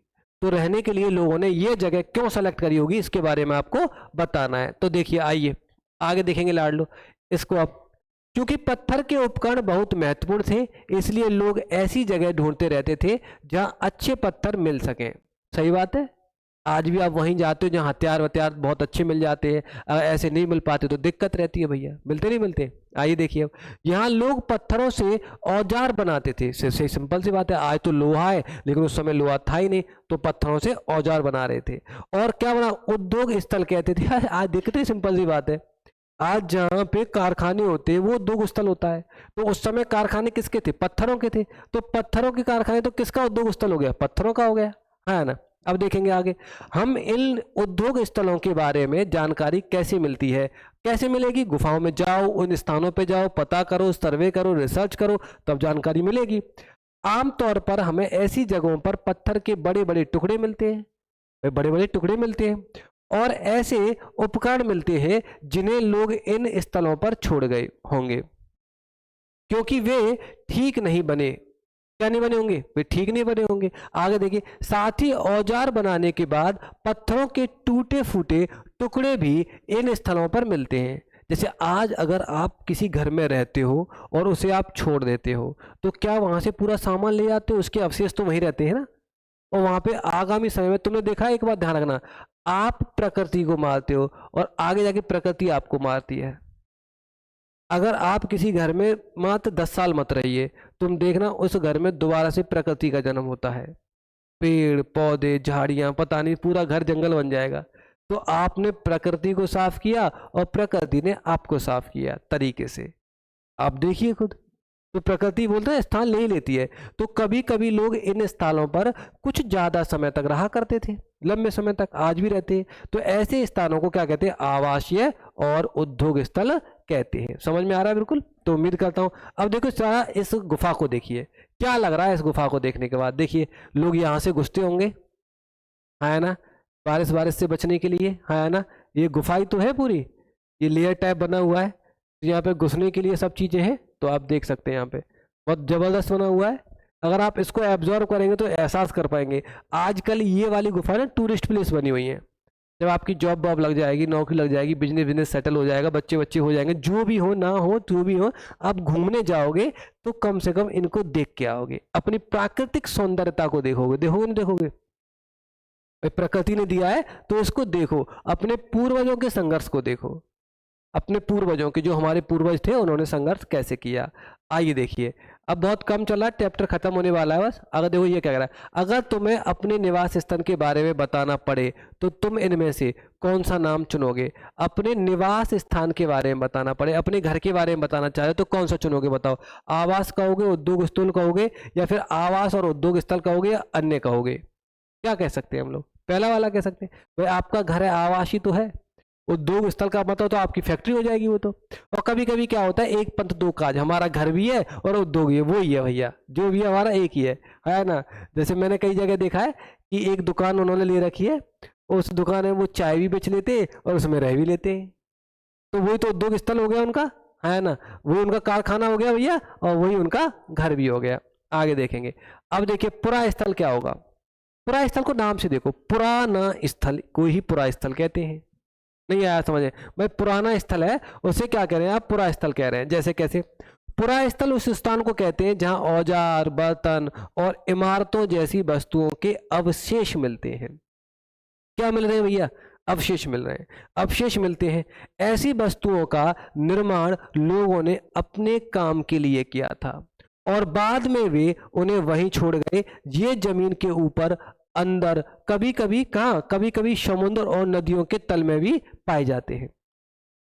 आगे देखें तो इन पुरास्थलों के बारे में आपको अगले अध्याय में बताया जाएगा। उन स्थलों के बारे में जानेंगे। पुरास्थल ध्यान रखना, जैसे अभी ये मैप आपने पढ़ा था, तो यहां से पुरास्थली तो है, ये पुराने स्थली तो है। देखो पुरास्थल लिखा हुआ पीछे, देखा ना, पुराने स्थली तो है, यहाँ से चीजें मिली हैं। बस अतः याद होना चाहिए आपको। अगर याद है तो ठीक है, लेकिन नहीं याद है तो आपको याद कर लेना चाहिए मेरे साथ में मिलके। आइए देखिए, अब ये क्या कह रहा है, देखो बोलते हैं पत्थर से पत्थर रगड़ो पैदा होती चिंगारी, है ना। पत्थर की है राधा प्यारी, पत्थर की है कृष्ण मुरारी, ऐसे ही बोलते हैं ना। तो मैं सही हूँ या गलत हूँ मुझे पता नहीं, पर हाँ मैंने बोला है। अगर गलत हूँ तो कमेंट कर दीजिएगा, सही हूँ तब भी कमेंट करिएगा। तो आगे मुझे बताओ। तो यहाँ पे देखेंगे पाषाण औजारों का निर्माण। किसका? पाषाण औजारों का निर्माण। अब देखेंगे पाषाण उपकरणों को प्राय दो तरीकों से बनाया जाता है। कितने तरीके से? दो तरीके से। पत्थर के औजार थे, ये मोस्ट इंपॉर्टेंट है, ध्यान रखना, मोस्ट है, ये याद होना चाहिए। जो पत्थर के औजार हैं, हथियार हैं जो बनाए, वो कैसे बनाए जा रहे हैं। यहाँ बात आ रही है हथियार की, ध्यान रखना। तो पत्थर से पत्थर को टकराना, अगर पत्थर से पत्थर टकराएंगे तो औजार बन जाएगा। यानी जिस पत्थर से कोई औजार बनाना होता था उसे एक हाथ में लिया जाता था। क्या कहते थे उसे? एक हाथ में लिया जाता था, और दूसरे हाथ से एक पत्थर का हथौड़ी जैसा इस्तेमाल होता था। क्या होता था? हथौड़ी जैसा इस्तेमाल होता था। इस तरह आघात करने वाले पत्थर से दूसरे पत्थर पर तब तक शक्ल निकाले जाते। शक्ल का मतलब जानते हो? अच्छा कौन बताएगा तुम्हें से? शक्ल का क्या होता है? उभार। यानी शक्ल का मतलब उभार नहीं होता, शक्ल का मतलब होता है, तुमने देखा जैसे एक मोटा सा पत्थर है ना, और उसको लेयर कुछ इस तरीके से लेयर करते जाते आना, आया कुछ? परत परत, हाँ फिनिशिंग दे रहे हो उसे ना। हाँ फिश में जो होते हैं, क्या बात है, सही पकड़े आपने। उसको फिश में जो रहते हैं ऐसे ही उसको एक शेप दी जाती थी, और तभी तो शक्ल बनेगी, शक्ल निकाले जाते थे। लेकिन लोग शक्लेंगे, शक्ल कैसी हो जाएगी, फेस वाली नहीं आएगी, है ना। तो जब तक वांछित आकार वाला उपकरण ना बन जाए, और कभी कभी तो ऐसा हुआ कि आप शक्ल बनाने के लिए लगे और वहां पत्थर ही टूट गया पूरा। होता नहीं होता है। जैसे आप लोग जो अपनी स्किन के लिए पत्थर लेके आते थे पहले गांव में, आज भी लेके आते हैं महिलाएं पुरुष, अब तो सब यूज करते हैं। वैसे पुरुष भी महिलाओं से कम नहीं पड़ रहे हैं अब किसी मामले में, तो ऐसी बात नहीं है। जैसे कि पहले पहले सौंदर्यता खाली मदिरा तक सीमित थी, लेकिन अब सौंदर्यता का प्रयोग ज्यादातर कौन कर रहे हैं। अच्छा आपने देखा है, यूट्यूब आप चलाते होंगे, कुछ भ्रम भी सा पैदा हो जाता है, भ्रम सा। कैसा कि है तो पुरुष लेकिन महिला के भेष में आ गया, और पहचान नहीं पा रहे हैं उसे हम लोग, है ना। तो क्यों, क्योंकि भैया तकनीकी इतनी आगे जा चुकी है, बहुत ज्यादा। अब देखिए आगे, तो दूसरे तरीके कौन से थे, जैसे दबाव शक्ल तकनीक। दबाव शक्ल तकनीक का मतलब होता है कि एक पत्थर पे दूसरे के माध्यम से दबाव दिया जाना। और पहले वाले में क्या होता था, बजाया जा रहा था तो काटा जा रहा था, यहाँ पर क्या दिया रहा है, दबाव दिया जा रहा है। देखिए कैसे कहा जाता है कि इसमें क्रोड को एक स्थिर सतह पर टिकाया जाता था, क्रोड को, जो नुकीला छिरा होता है क्रोड को, और इस क्रोड पर हड्डी या पत्थर रखकर उस पर हथौड़ी नुमा पत्थर से क्या शक्ल निकालते थे। ऐसे समझो, लोहार पे कभी गए हो, लोहार की दुकान पे गए हो, तो लोहार की दुकान पे गए हो तो लोहार क्या करता है कि एक हथौड़ा लेगा और एक क्या करेगा, एक पत्थर या लोहा ले लेता है, लोहे की छड़ी ले लेता है, और उस पर बार बार बार बार क्या करता है, वो चोट करता है, और वो नुकीला बनता चला जाता है। चलता ही चलता है ना। तो नुकीला बनता है, तो वो नुकीला कैसे बन रहा है, ऐसे तो बना है, हथौड़ी नुमा पत्थर से शक्ल निकाले जाते थे। आगे देखिए, जिसमें वांछित उपकरण बन जाते थे। क्लियर हो गया। अब यहाँ पे किसकी खोज हो रही है, आग की खोज। सोचो पहले कैसा मांस खाते होंगे, कैसा खाते होंगे, कच्चा मांस। लेकिन अब कैसा मांस खाएंगे, पका हुआ मांस खाएंगे, खाएंगे नहीं खाएंगे। तो इसके बारे में आपको देखना है। देखिए आइए कैसे। तो मानचित्र 2 में कुरनूल गुफाएं ढूंढो। आप तो ढूंढना आसान होगा, याद आ गया कुरनूल गुफाएं कहाँ थी, ऊपर या नीचे, नीचे थी, आंध्र प्रदेश में। देखो याद हो गया, यही तो है पैसा वसूल स्टडी, है ना, याद होना चाहिए। अच्छा मैं आपसे पूछूं, होशंगी कहाँ है, होशंगी कर्नाटक में। अच्छा ये कहाँ था, कुरनूल से नीचे या ऊपर, साइड में, थोड़ा सा ऊपर था, साइड में। इतना याद है, ये समझिए, ये तो आपने इसका मतलब पूरा निचोड़ निकाल दिया। अगर इतना याद है आपको, रियल में इतना कहाँ किसको याद होता है। देखो बिल्कुल सही बताया था आपने, कुरनूल है, इसका मतलब आपने फोकस करके देखा, ऐसी तो देखना था, पूरा टाइम जो दिया है। अच्छा पीएम पल्ली कहाँ था, पता है ना पीएम पल्ली कहाँ था, साउथ में था, मुझे पहचान लिया पीएम पल्ली कहाँ था। पीएम पल्ली ये रहा आपका, है ना, साउथ में। ओके अच्छा पीएम पल्ली को ना आकार और देखना, कौन सा काल का है ये, नप्पाषाण काल का। इतना आगे जाके सब याद करा दूंगा, ओवरऑल आ जाएंगे सब, बस अब तो आप मेरे साथ रहिएगा। एक बार एनसीईआरटी पढ़ लेंगे, दोबारा पढ़ने की क्या नहीं पड़ेगी, कोई आवश्यकता नहीं पड़ेगी। अब देखिए यहाँ राख के अवशेष मिले, किसके मिले, राख के टीले, कहां पर, कुरनूल में। अब राख के अवशेष मिले तो अंदाजा लगाया इतिहासकारों ने कि भैया इन्होंने मक्का तो भूजी नहीं होगी वहां समय पे, मक्का तो भूजी नहीं होगी, क्या भूजा होगा, इंसान को भूजा होगा, जानवरों को भूजा होगा, है ना।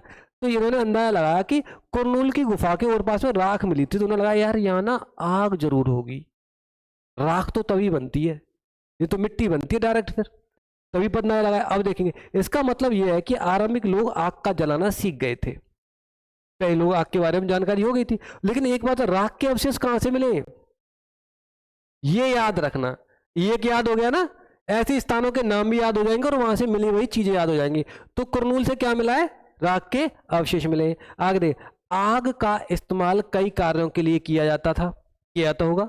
अब आज वर्तमान में आग, सर्दियां पड़ रही है मस्त तरीके से, अब तो अलाप के तौर पे काम कर रहे हैं एकदम, है ना। खाना तो बनाना, खाना तो आग से बनता है, लेकिन उसके तरीके बदल गए। अब कैसे, अब हीटर ऐसा आ गया है, उसमें आग जलती नहीं है, रोटी पक जाती, रोटी बन जाती है ना। हीटर से भी रोटी बन जाती है, और या फिर गैस पे भी बनती है रोटी, है ना। भाई पहले लकड़ी की आग होती थी, अब गैस वाली आग हो गई है। तो समय के हिसाब से अपडेट होते चले गए। अब देखो कि प्रकाश के लिए, अब देखो आपसे बोला जाए इस मांस को पकाओ, लेकिन किससे, सूर्य की रोशनी से, पक जाएगा क्या वो, हाँ नहीं पकेगा ना, टाइम लगेगा। टाइम भी तब लगेगा जब आपके पास में टेक्नोलॉजी ज़्यादा अच्छी होगी। कैसे, सूर्य को फोकस करके उस मास्क के ऊपर डालोगे। जैसे बच्चे क्या करते थे, छोटा सा लेंस लेके आए और कागज को जला रहे हैं, कैसे जला रहे हैं, कागज को उत्तल लेंस ला के कहते थे, आप लोगों ने किया होगा, अगर नहीं किया है तो करना, अच्छा लगेगा एकदम, है ना।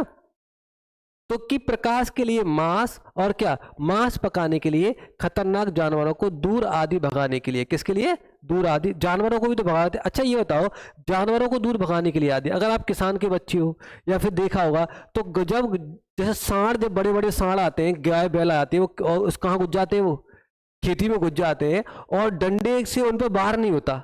तो लोग वाग कई तरीके से क्या करते हैं कि वो क्या करेंगे, एक लुक्का लिया, एक लकड़ी ली और उसमें कपड़ा लपेट दिया और मिट्टी का तेल लगाया, उसमें क्या लगा दी, आग लगा दी।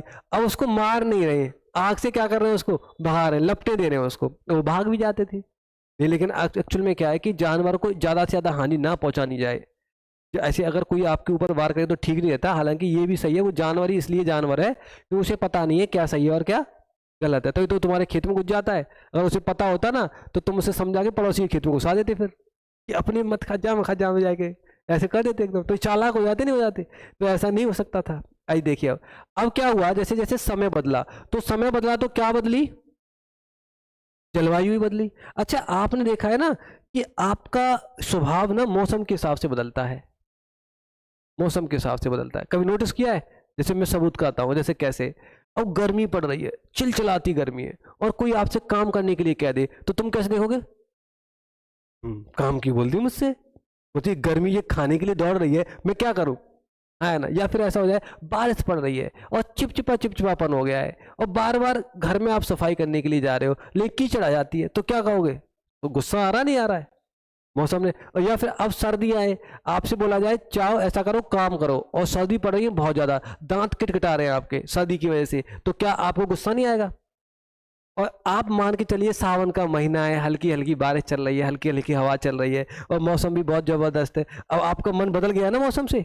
तो कहने का मतलब होता है कि आपके ऊपर किसका प्रभाव जरूर पड़ता है? जलवायु का। अगर जलवायु चिपचिपी है यानी कि उसमें आर्द्रता है, तो वहां पे लोग चिपचिपे होंगे और उनका रंग कैसा हो जाएगा? काला। नहीं आया समझ में? अगर वहां पे आर्द्रता नहीं है और शुष्क ठंड है, कैसी है? शुष्क ठंड है, सूखी ठंड कहते हैं जिसे, तो वहां पे लोग कैसे होंगे? सफेद। अंग्रेज देखे हैं आपने इंग्लैंड में? अगर आप कहेंगे हमारे यहाँ तो ऐसा मौसम है कि कभी तो आर्द्र हो जाता है और कभी हो जाता है शुष्क, तो वहां पे लोग कैसे होंगे? चित्तक वर्रे, जिसे कहते हैं आप शामले, है ना। ना तो वो काले में आएंगे और ना वो गोरे में आएंगे, कुछ गोरे हो गए और कुछ काले हो गए, है ना।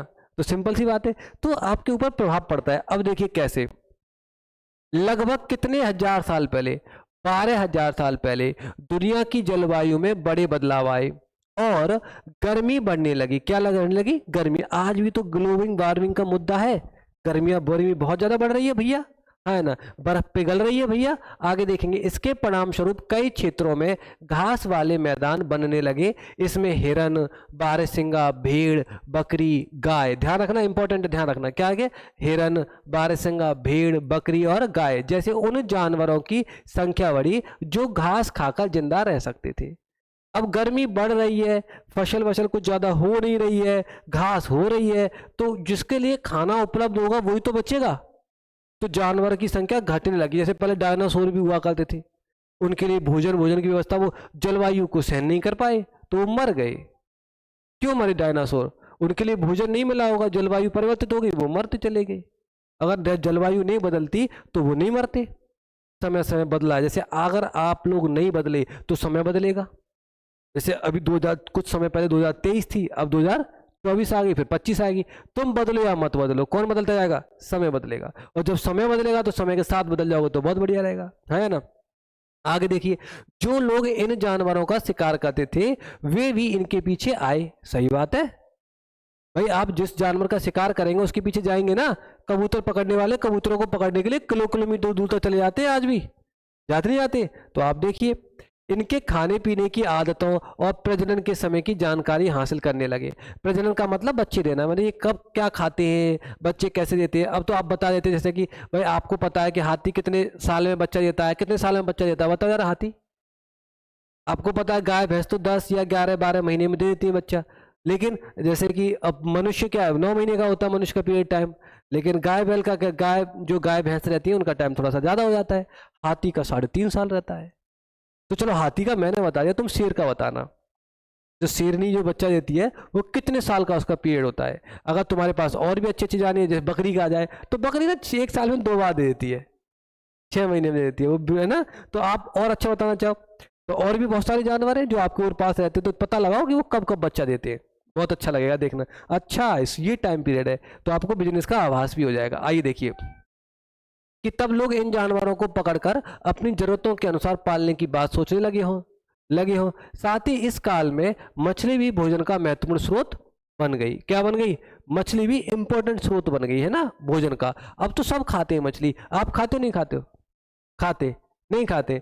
वैसे खाना चाहिए, खाने में कोई बुराई नहीं है, वैसे मैं भी नहीं खाता, ठीक है, तो दिक्कत नहीं लेनी है कि है कि नहीं नहीं खाना ही चाहिए, ऐसा कोई नहीं है। जो खाता है वो खाए, जो नहीं खाता है जो किसको खानी चाहिए, जिसके पास विकल्प नहीं है वो उसको खानी चाहिए, और जिसके पास विकल्प है, जैसे हमारे पास विकल्प है अनाज का, तो हम काय खाएं, है ना। और जिसके पास ये समझा कि यार मैं मछली नहीं खाई तो मैं खिसकी जाऊंगा, अनाज है नहीं, तो भैया वो खाए। फिर तो सर्वाइव करने के लिए कुछ ना कुछ तो करना पड़ेगा, ऐसी सिचुएशन में आप खा सकते हो।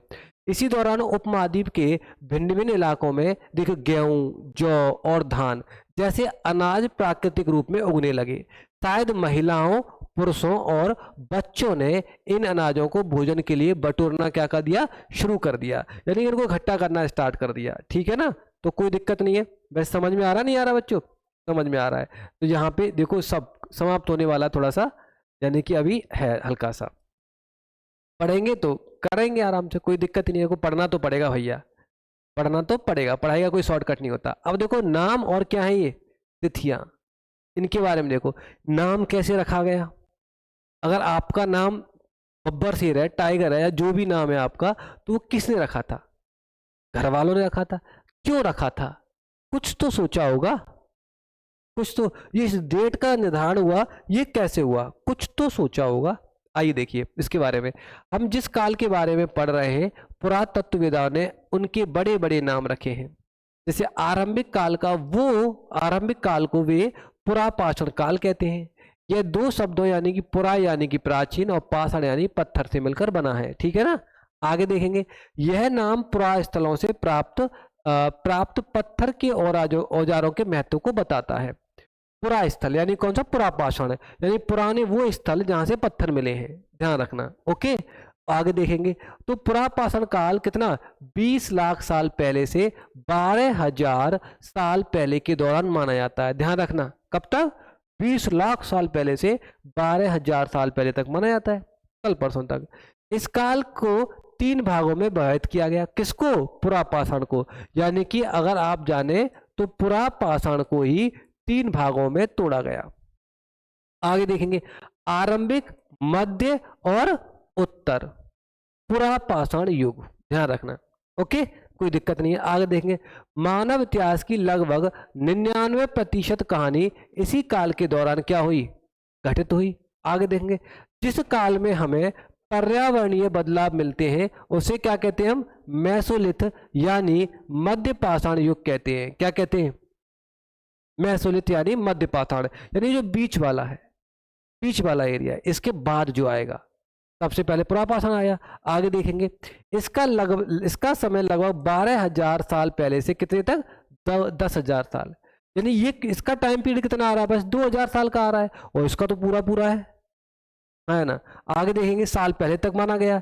और इस काल के पाषाण औजार, क्या पाषाण औजार आमतौर पर बहुत छोटे थे, क्योंकि पहले बड़े बड़े इसलिए थे क्योंकि जानकारी नहीं थी, और मध्य पाषाण काल में आते आते उन्हें जानकारी हो जाती है और वो औजार क्या हो जाते हैं? छोटे हो जाते हैं। अब यहाँ पे क्या है कि माइक्रोलिथ यानी कि लघु पाषाण कहा जाता है। माइक्रोलिथ को छोटे वाले, छोटे पाषाण, तो माइक्रोलिथ लघु पाषाण कहा जाता है। इन्हें माइक्रोलिथ कहते हैं, छोटे छोटे पत्थर कहते हैं। फिर आए आराम से, कोई दिक्कत नहीं है, ऊपर हो गए, आइए आइए, हाँ। प्राय इन औजारों में हड्डियां और क्या, लकड़ियों के मुट्ठे लगे हसिया और आरी जैसे औजार मिलते हैं। साथ साथ पुरापाषाण युग वाले औजार भी इस दौरान में बनाए जाते हैं, ध्यान रखिएगा। अब देखिए, अब जो कितना इंपॉर्टेंट बात कही है इसने, खुद देखो पृष्ठ 13 पर बने चित्र को देखो, और इस दौरान बनाए गए औजारों में तुम्हें कोई बदलाव दिखाई देता है? जैसे का, खा, गाड़ा जो दे रखा था ना, मैंने बताया था 5 जनरेशन, उन पत्थरों को देखो जो आपकी किताब में है ना। अगले युग की शुरुआत लगभग 10,000 साल से पहले होती है और इसे नवपाषाण युग कहते हैं। क्या कहते हैं? नवपाषाण युग कहा जाता है। और अगले अध्याय में तुम नवपाषाण युग के बारे में पढ़ोगे, ध्यान रखना, नवपाषाण युग के बारे में। तो नवपाषाण का क्या मतलब है? देखो, खुद देखो, नव, नव का मतलब क्या हो गया? नया, और पाषाण का मतलब क्या होता? पत्थर, यानी कि पाषाण से सम्मत नया काल। इस समय नए नए पत्थरों का विकास हुआ होगा और इसी समय किसका विकास होता है? आग का। किसका होता है? आग का। यानी कि इससे पहले लोग कच्चा जीवन जी रहे थे, सब चीज कच्ची खा रहे थे, मांस मांस जो भी खा रहे थे सब कच्चा चल रहा था। आया नहीं आया समझ में? अब देखो, हमने कुछ स्थानों के नाम दिए हैं, अगले अध्याय में तुम्हें ऐसे ही नाम मिलेंगे। अक्सर हम पुराने स्थानों के नामों के लिए उन नामों का प्रयोग करते हैं जो आज प्रचलित है, क्योंकि हमें ज्ञात नहीं है कि उस काल में इनके क्या नाम रहे होंगे। हकीकत बात है, और इनके नामों के बारे में कोई पता ही नहीं चलेगा। अब देखिए, साथ ही वे यह भी सीखने लगे होंगे कि यहाँ अनाज कहाँ उगते थे और कब पककर तैयार होते थे। ऐसा करते करते लोगों ने अनाजों को खुद पैदा करना सीख लिया होगा, है ना। अब मैं एक बात बताओ, खुद देखो, एक सेल चित्र है। सेल का मतलब क्या होता है बताएंगे? सेल का मतलब क्या होता है? चट्टान। वेरी गुड, चट्टान। तो सेल का मतलब चट्टान होता है। और चित्रकला का मतलब क्या होता है? चट्टान पर चित्र, है ना, ये तो रहेगा। तो अब ये यहाँ पे क्या दिखा रहा है? एक जानवर है और मेरे ख्याल से सींग से तो ऐसा लग रहा होगा हिरन ही है। बेचारा हिरन ही एक ऐसा होता है, इसका शिकार आप लोग करने के लिए प्रयास रहते हैं ना। तो एक सेल चित्र है और इस चित्र के बारे में बताना है आपको। तो बताइए क्या लग रहा है आपको? उस समय के जीवन की परिकल्पना कीजिए। आइए देखिए, जिन गुफाओं में लोग रहते थे उनमें से कुछ की दीवारों पर चित्र मिले होंगे। अब तुम लोग कहीं बैठ गए कर गए तो वहां पे अपने अपने चित्र उकेड़ लेते, नहीं करते हैं? उकेड़ते हैं आप लोग, तो उकेड़ते हैं तो आगे देखेंगे, है ना, तो कोई दिक्कत ही नहीं है। उनमें से कुछ लोग कुछ की दीवारों पर चित्र मिलते हैं। इनमें कुछ सुंदर उदाहरण मध्य प्रदेश में और दक्षिणी उत्तर प्रदेश की गुफाओं से मिले हैं। ध्यान रखना, मध्य प्रदेश में कौन सी गुफा थी? भीमबेटका, याद आ गया, भीमबेटका। ऐसे उत्तर प्रदेश के बुंदेलखंड वाले जोन से मिलेगा। कहां से? बुंदेलखंड। तो इनमें से जंगली जानवरों का बड़ी कुशलता से सजीव चित्रण किया गया है। अब देखो, कौन क्या करता था? अब बताओ, आप क्या करते हैं? ये भी पता होगा कौन क्या करता था। देखते हैं आप। हमने पढ़ा कि आरंभिक लोग शिकार या फल मूल का संग्रह किया करते थे। सही बात है। जो पहले लोग होंगे वो क्या करते होंगे? शिकार करते होंगे आरंभिक लोग। अब क्या हुआ? वे पत्थरों के औजार, क्या? पत्थरों के औजार और गुफाओं में चित्र बनाते थे। सही बात है, वे पत्थरों के औजार और गुफाओं में चित्र बनाते थे। क्या हमें कोई ऐसे साक्ष्य मिले हैं जिनसे पता चले कि महिलाएं शिकार करती थी? अरे महिला शेरनी से कम थोड़ी ना भैया, है ना, वो भी है, आराम से कुछ भी कर सकती है वो। आज कम है महिला किसी से? भैया तुम खुद अंदाजा लगाओ, महिला किसी भी मामले में कम नहीं है किसी से, है ना। हाँ, वो बात अलग है, उन्हें कमजोर माना जाता है, वो कर दिया इमोशनल कर करके, भावनात्मक करके, कोई सी जी जी मम्मी पापा जिस तरीके जिस शब्दों का चयन कर करके उन्हें कमजोर कर किया गया है। तुम देखोगे तो महिलाओं के पास में दिमाग पुरुषों की अपेक्षा ज्यादा होता है साइंटिफिक तौर पे। लेकिन एक्चुअल में क्या है, जब महिलाएं उस दिमाग का प्रयोग नहीं कर पाती हैं तो कोई भी चीज हो, हमारी तो पूंछ खत्म हो गई। आपने देखा होगा पहले बोल देते हैं कि मनुष्य की पूंछ हुआ करती थी, तो उसका प्रयोग करना बंद कर दिया तो पूंछ क्या हो गई? खत्म हो गई। अब एक्चुअल में क्या है, अब महिलाएं बहुत तेजी से आगे आ रही हैं भाई साहब, उन्हें मौका मिल रहा है तो बहुत तेजी से आगे निकल रही हैं। हर साल देखो जो भी नया इतिहास रच रही है वो महिलाएं रच रही हैं, रच रही हैं नया कीर्तिमान चीजें तो रचेंगी वो। आइए देखिए, या पुरुष औजार बनाते थे या फिर महिलाएं चित्रकारी करती थी और पुरुष फल मूल इकट्ठा करते थे। ध्यान रखना, अब यहाँ पे पुरुष फल मूल इकट्ठा कर रहे हैं। वास्तव में हमें इसका ज्ञान नहीं है, हकीकत में तो पता ही नहीं है, लेकिन कल्पना कर सकते हैं कि यार महिलाएं आज घर में रहती हैं तो शायद ऐसा हो सकता था उस समय भी घर में रहती हों। कुछ महिलाएं अगर बाहर जाती हैं तो ऐसा हो सकता था कि कुछ महिलाएं उस समय भी बाहर जाती होंगी। कुछ महिलाएं आज भी कमाती हैं तो पहले भी कमाती होंगी, है ना। तो तरीके से अंदाजा लगा सकते हैं। लेकिन दो बातें हो सकती हैं, महिला और पुरुष दोनों ने मिलकर कई काम एक साथ किया होगा, यह भी संभव है। आज भी तो साथ साथ करते हैं हम लोग, सबका साथ सबका विकास। अब कुछ तरह के काम केवल महिलाएं करती थी उसके बाद और कुछ केवल पुरुष। इसके अलावा उपमहाद्वीप के अलग अलग क्षेत्रों में अलग अलग परंपराएं भी रही होंगी। समझ में आ रहा नहीं आ रहा है भाई? हर जगह की रीति रिवाज परंपराएं अलग अलग होती हैं, सब जगह के एक जैसे नहीं होते। अब देखो क्या कह रहा है ये, भारत में शुतुरमुर्ग, इसको देखिए कितनी बड़ी बात है। देखिए भारत में पुरापाषाण युग में के दौरान शुतुरमुर्ग होते थे। शुतुरमुर्ग आज भी होते हैं लेकिन इतने नहीं है। अब तो तुम्हें टीवी में देखने के लिए मिलते हैं। शुतुरमुर्ग जो विकराल विशाल रूप था, उनके लिए पहले परिस्थितियां थी तो वो ग्रो कर सकते थे, लेकिन अब इतनी परिस्थितियां नहीं है, जंगल छोटे होते जा रहे हैं, छोटे ही हो गए मान के चलिए। तो महाराष्ट्र के पटने पुरास्थल से, कौन से? पटने, ध्यान रखना ये महाराष्ट्र में, कहाँ पर है? महाराष्ट्र में से शुतुरमुर्ग के अंडों के अवशेष मिले हैं और इनके कुछ छिलकों पर चित्रांकन भी मिला है। भाई साहब कलाकारी देखो, अंडों पे क्या लगा दिया है? चित्र बना दिए। क्या बना दिए? चित्रों पे देखिए, इन अंडों से मनके भी बनाए जाते थे। मनके देखे आपने? गले में पहनने वाली माला बनाए जाते मनकों की, है ना? तो अंडों से बन रहे हैं। अब मुझे बताओ, अच्छा होशंगी याद है आप लोगों को? अगर तुम लोगों को होशंगी याद है तो मुझे ये बताओ ये कौन सा स्थल है? पुरापाषाण है, नवपाषाण है, मध्यपाषाण है, या फिर कौन सा है? नवपाषाण नहीं है, होशंगी कौन सा है? ये पुरापाषाण है। पुरापाषाण में 3 आते थे, नंबर 1 भीमबेटका, नंबर 2 होशंगी और नंबर 3 कुरनूल। याद आ गया? अब याद हो गया ना, लाभ हुआ इसका मतलब, इससे है ना लाभ हुआ, याद रहेगी चीजें। आइए देखिए, अच्छा होशंगी की लोकेशन पता है कहाँ है? कर्नाटक में, याद है? अब देखिए यहाँ पे पुरापाषाण युग के कई पुरास्थल मिले हैं और कुछ पुरास्थलों ने से अलग अलग कार्यों में लाए जाने वाले कई प्रकार के औजार भी मिले थे। ये संभवतः आवास और उद्योग स्थल रहे और कुछ छोटे पुरास्थलों में भी औजारों के बनाए जाने के प्रमाण मिलते हैं और इनमें से कुछ पुरास्थल झरनों के निकट है। झरनों के निकट ही क्यों होंगे? आजकल की भी नायक नायिकाओं को क्या पसंद है? झरना ही तो पसंद है, वाटरफॉल। नहीं देखा आपने वाटरफॉल? अच्छा तुम में से कितने सारे लोग गए वाटरफॉल देखने के लिए? तो कमेंट करना। नहीं देखा है ना तो मैं बताता हूँ कहाँ जाएंगे। कहाँ जाएंगे आप? वाटरफॉल का छोटा सा रूप, जिसकी छत हो और छत में कोई क्या ना हो, टीन देखिए, टीन टीन टीन वाली छत ऐसे होगी।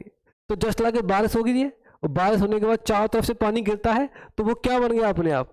वाटरफॉल टाइप बन चुका है। तो इस तरीके से आता है, आराम से देख सकते हैं। तो अधिकांश औजार किससे?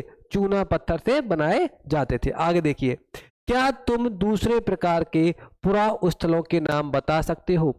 अरे यार पुरा स्थल तो पुराने स्थल होते हैं, अब इनके अलावा आने वाले टाइम पे हम पढ़ेंगे ही पढ़ेंगे, नेक्स्ट चैप्टर में आएगा ही आएगा, तो पेशेंस रखिए, उन पुरा स्थलों के नाम पढ़ेंगे। तो लेकिन एक बात ध्यान रखना, जब तक आपको हर एक चैप्टर को समझने के लिए पीछे वाला चैप्टर पढ़ना पड़ेगा बेस बनाने के लिए। अब तुम्हें इतना क्लियर है कि आने वाले चैप्टर में हम लोग पुरा स्थलों के नाम पढ़ेंगे और नवपाषाण के नाम पढ़ेंगे, पढ़ेंगे नहीं पढ़ेंगे? क्लियर है एकदम। आइए देखिए, तो अन्यत्र के बारे में लिखा हुआ है, देखें अन्यत्र का मतलब दूसरी जगह। देखें तो अपने एटलस में फ्रांस को ढूंढो, पहले तो एटलस होना चाहिए। देखो 6वीं क्लास के बच्चे से ये उम्मीद की जा रही है कि उसके पास क्या हो, जो ठीक तरीके से चेहरा पोंछना नहीं जानता है, और उससे क्या उम्मीद की जा रही है? एटलस लेके आ बेटा। और एटलस में किसको ढूंढ? फ्रांस को ढूंढ। जो मोहल्ले में अपने पिल्ले को नहीं ढूंढ पाता वो फ्रांस को ढूंढेगा? ढूंढ पाएगा क्या? तो इसलिए स्तर क्या होता है? कमजोर होता जाता है बच्चे का। तो इसीलिए बच्चे के ऊपर माता पिता को ध्यान भी देना चाहिए, इस लेवल का उसे ट्रेंड किया जाए। अगर ट्रेंड किया जाएगा तो कोई परीक्षा 12th तक फिर बड़ी नहीं लगती, छोटी लगेंगी। सब ट्रेनिंग का अंतर होता है बस। अब बच्चे को बाबू सोना टाइप में आप ट्रेंड कर रहे हो तो उसमें बच्चा कमजोर हो जाता है मानसिक तौर पर। शारीरिक तौर पर खाते खाते वो पहलवान हो सकता है, लेकिन मानसिक तौर पर वो कमजोर हो सकता है ना। आइए देखिए कि इस चित्र फ्रांस की एक गुफा का है और इस पुरास्थल की खोज लगभग कितने साल? 100 साल पहले 4 स्कूली छात्रों ने की थी। कैसे की होगी? सोचने वाले स्कूली छात्र कैसे घूमने फिरने टूर ट्रेवल के लिए गए होंगे और उन्होंने देखा, अरे यार ये क्या है रे बाबा, ये तो पत्थर पुत्थर एकदम यार लाल लूल लगा, काला पीला चल रहा है एकदम। तो इस तरीके से हम कर सकते हैं, करते नहीं करते तो कोई दिक्कत ही नहीं। तो इस तरह के चित्र लगभग कितने 20,000 साल पहले से लेकर 10,000 साल पहले के बीच बनाए गए होंगे, है ना। इतना लंबा समय हो गया। अब 6वीं क्लास के बच्चे में मैं जहाँ तक जानता हूँ अपनी पढ़ाई का जो शिक्षा का स्तर है हमारे यहाँ, 6वीं क्लास का बच्चा एक नॉर्मल स्कूल में लिखता है, पढ़ता है, तो शायद वो 20,000 भी ठीक तरीके से हिंदी में लिख देना तो वो बहुत समझ लेना। अगर उस 20,000 को आप इंग्लिश में लिखवा के देख लेना, प्रैक्टिकल देखना। अगर 6वीं क्लास का बच्चा देख रहा है तो 20,000 भाई कमेंट में कर दे। अगर बड़ा देख रहा है तो बहुत अच्छी बात है, आप पूछ के देखिएगा, प्रैक्टिकल करिएगा। वो वो 20,000 नहीं लिख सकता है इंग्लिश में ठीक तरीके से, है ना। तो ये विडम्बना है एकदम, शिक्षा का स्तर थोड़ा कमजोर कर दिया है, तो वो नहीं होना चाहिए। तो 10,000 साल पहले के बीच बनाए गए थे। इनमें कई जानवरों के चित्र हैं। इनमें जंगली घोड़े, गाय, भैंस, गैंडा और रेंडियर, बारहसिंगा और सुअर को गहरे चमकीले रंगों से चित्रित किया गया है ना। अब देखो जरा ध्यान दीजिएगा। अब सबसे पहली बात तो जरा ध्यान दें, इन गुफा पे किस किस के चित्र मिलते हैं। ये देखो, सबसे पहले जंगली घोड़ा, गाय, भैंस, गेंडा, रेंडियर, बारहसिंगा और सुअर। क्वेश्चन में क्या आ जाएगा? शेर का चित्र मिलता है क्या? नहीं मिलता है। चीता का, बाघ का, बैल का मिलता है? बैल का नहीं मिलता, लेकिन गाय का मिलता है ना। लेकिन बैल का भी मिल सकता है ना। क्यों? क्योंकि गाय का मिल गया तो बैल को भी पालतू बनाया जा सकता है। तो आगे देखेंगे। अब क्या कह रहा है कि इन रंगों को लौह अयस्क और चारकोल जैसे खनिज पदार्थों से क्या किया जाता था? बनाया जाता था। यह संभव है कि इन चित्रों को उत्सवों के अवसर पर, किसके अवसर पर? उत्सवों के अवसर पर, ध्यान रखना, किसके अवसर पर? उत्सवों के अवसर पर बनाया जाता था। फिर इन्हें शिकारियों द्वारा शिकार पर निकलने से पहले कुछ अनुष्ठानों के लिए बनाया गया होगा। किसके लिए? कुछ अनुष्ठानों का। आज भी तो अनुष्ठान होते हैं, जब घर के अंदर बच्चे का जन्मदिन दिवस वगैरह होता है तो कथा वाचन वगैरह वगैरह किया जाता है। तो उस समय भी कुछ ना कुछ अनुष्ठान तो होंगे ना। अब कोई नया उद्योग करते तो पहले बलि चढ़ाते थे, बलि, देवी माता को प्रसन्न करना है, क्योंकि लोग बीमार हो गए तो कोरोना आ गया इसलिए। अभी तुमने देखा है कि इंडिया में विडम्बना है, अभी भी शायद कोरोना देवी का मंदिर, गूगल पर सर्च मारना, तो लोगों ने कोरोना देवी का क्या बना दिया है? मंदिर बना दिया है। कुत्ते देवता तक का मंदिर बना दिया एकदम, है ना। देखिए, सोचने वाली बात है, कुत्ते को भी देवता मान लिया हमारे यहाँ। सोचे, हाँ कुत्ता तो हो सकता है, क्योंकि भैया बहुत करीब रहता है लोगों के वो। क्या तुम इन्हें बनाने का कोई और कारण बता सकते हो? कोई और कारण हो सकता है? हो सकता है अपनी भावनाओं को प्रेजेंट करना, है ना। हो सकता। अच्छा ये बताओ, आज से पहले, अब तो व्हाट्सअप चल रहा है, अगर आप थोड़े से 10-12 साल पीछे जाए, 10 साल ही बहुत है, 10 साल ज़्यादा हो जाएगा, 6-7 साल ही पीछे चले जाए, कोरोना से पहले चले जाए, तो उस समय जो नई साल आती थी तो लोग विश कैसे करते थे? ग्रीटिंग कार्ड से। उनका तो पतन हो गया, है ना, पतन हो गया नहीं। अच्छा, ग्रीटिंग कार्ड्स उस समय महंगे भी आते थे और लोगों को मेला लगता था ग्रीटिंग कार्ड्स देने के लिए। और उस, अच्छा, ग्रीटिंग कार्ड्स देते थे, लेकिन अगर पैसा नहीं होते थे तो क्या करते थे आप लोग? ग्रीटिंग कार्ड्स बनाते थे। तुमने देखा है ना, जैसे कि आपके स्कूल में टीचर वीचर का, किसी मैडम का, किसी फेवरेट टीचर का बर्थडे कुछ ना कुछ होता था, तो उसके लिए आप ग्रीटिंग कार्ड्स हाथ से ही बना के लेके जाते थे। उस पर प्यारी सी मैडम बना दी, उस पर फूल बना दिया, और उस पर कुछ 3-4 शब्द नहीं लिखते, मतलब एक शायरी सी लिखी, वे कुछ हीरा वीरा टाइप लिखते कि थाली में जीरा, हमारी मैडम लाखों में हीरा, इस तरीके से लिखते थे ना। तो वो जीवन भी एक अलग ही था, और आज भी चलता। आज तो क्या, व्हाट्सअप ले, ऐसे में तुरंत एकदम चटपट खट, है ना। ग्रीटिंग कार्ड तो वीडियो जाती है डायरेक्ट, ये लो देख लो आराम से, हैप्पी बर्थडे टू यू कर दो उसका, है ना। देखो सांड देवता, देखो कितना बड़ा कुबड़ उबड़ दिख रहा है ना, प्यार प्यार ये रे, देखो दिख रहा है ये, है ना। गाय वाय को सींग ये रे आपके, है ना।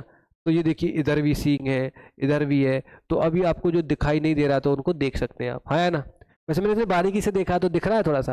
वैसे तुम लोग तो अपने देते हो, तो पुताई चल रही है ये खाली, है ना, बारीकी से आपको देखना ही देना। देखो कुबड़ उबड़ टाइप है हल्का सा। आइए देखिए, अब यहाँ पे क्या कह रहा है, क्या कह रहा है, देखो, कल्पना करो, अंत चल रहा है बस, अंत वाला सो हो भला। तुम आज से 12,000 साल पहले पत्थर की एक गुफा में रहते हो, और पृष्ठ 15 पर देखो। कौन से पृष्ठ पर? 15 को। अब देख लेंगे, सब पृष्ठ याद है हमें, ओरल याद है आपको अगर ढंग से पढ़ा है तो। तुम्हारे मामा, कौन मामा, गुफा की एक भीतरी दीवार पर चित्र बना रहे हैं। अरे क्यों मामा क्यों? आप ताजमहल में देखा हो, बहुत सारे नायक नायिका देखे, लाल किले पे देखे, वहां पे दीवार के किनारे बैठे गुटरगू करने लग रहे कि ई तुम्हारा नाम है, ई हमारा नाम है, और यहाँ पे काम चलेंगे, और जब तक लाल किलो रहेगो तब तक तुम्हारा और हमारा नाम रहेगो, है ना। ऐसे तो करते थे, ताला तुला ले जाएंगे और ताला लगा देते एकदम, है ना, कि जब तक ये ताला खुला हो नहीं तो हमारा रिलेशन बना रहेगा, नहीं तो आगे जाके तलाक तो होने होना है। तो ये सिस्टम चलता है एकदम। हाँ, चित्र बना रहे थे और तुम उनकी सहायता करना चाहते हो। तुम रंग बनाओ, रेखाएं खींचोगे, फिर उनमें रंग भरोगे। तुम्हारे मामा तुम्हें कौन कौन सी कहानियां सुनाएंगे।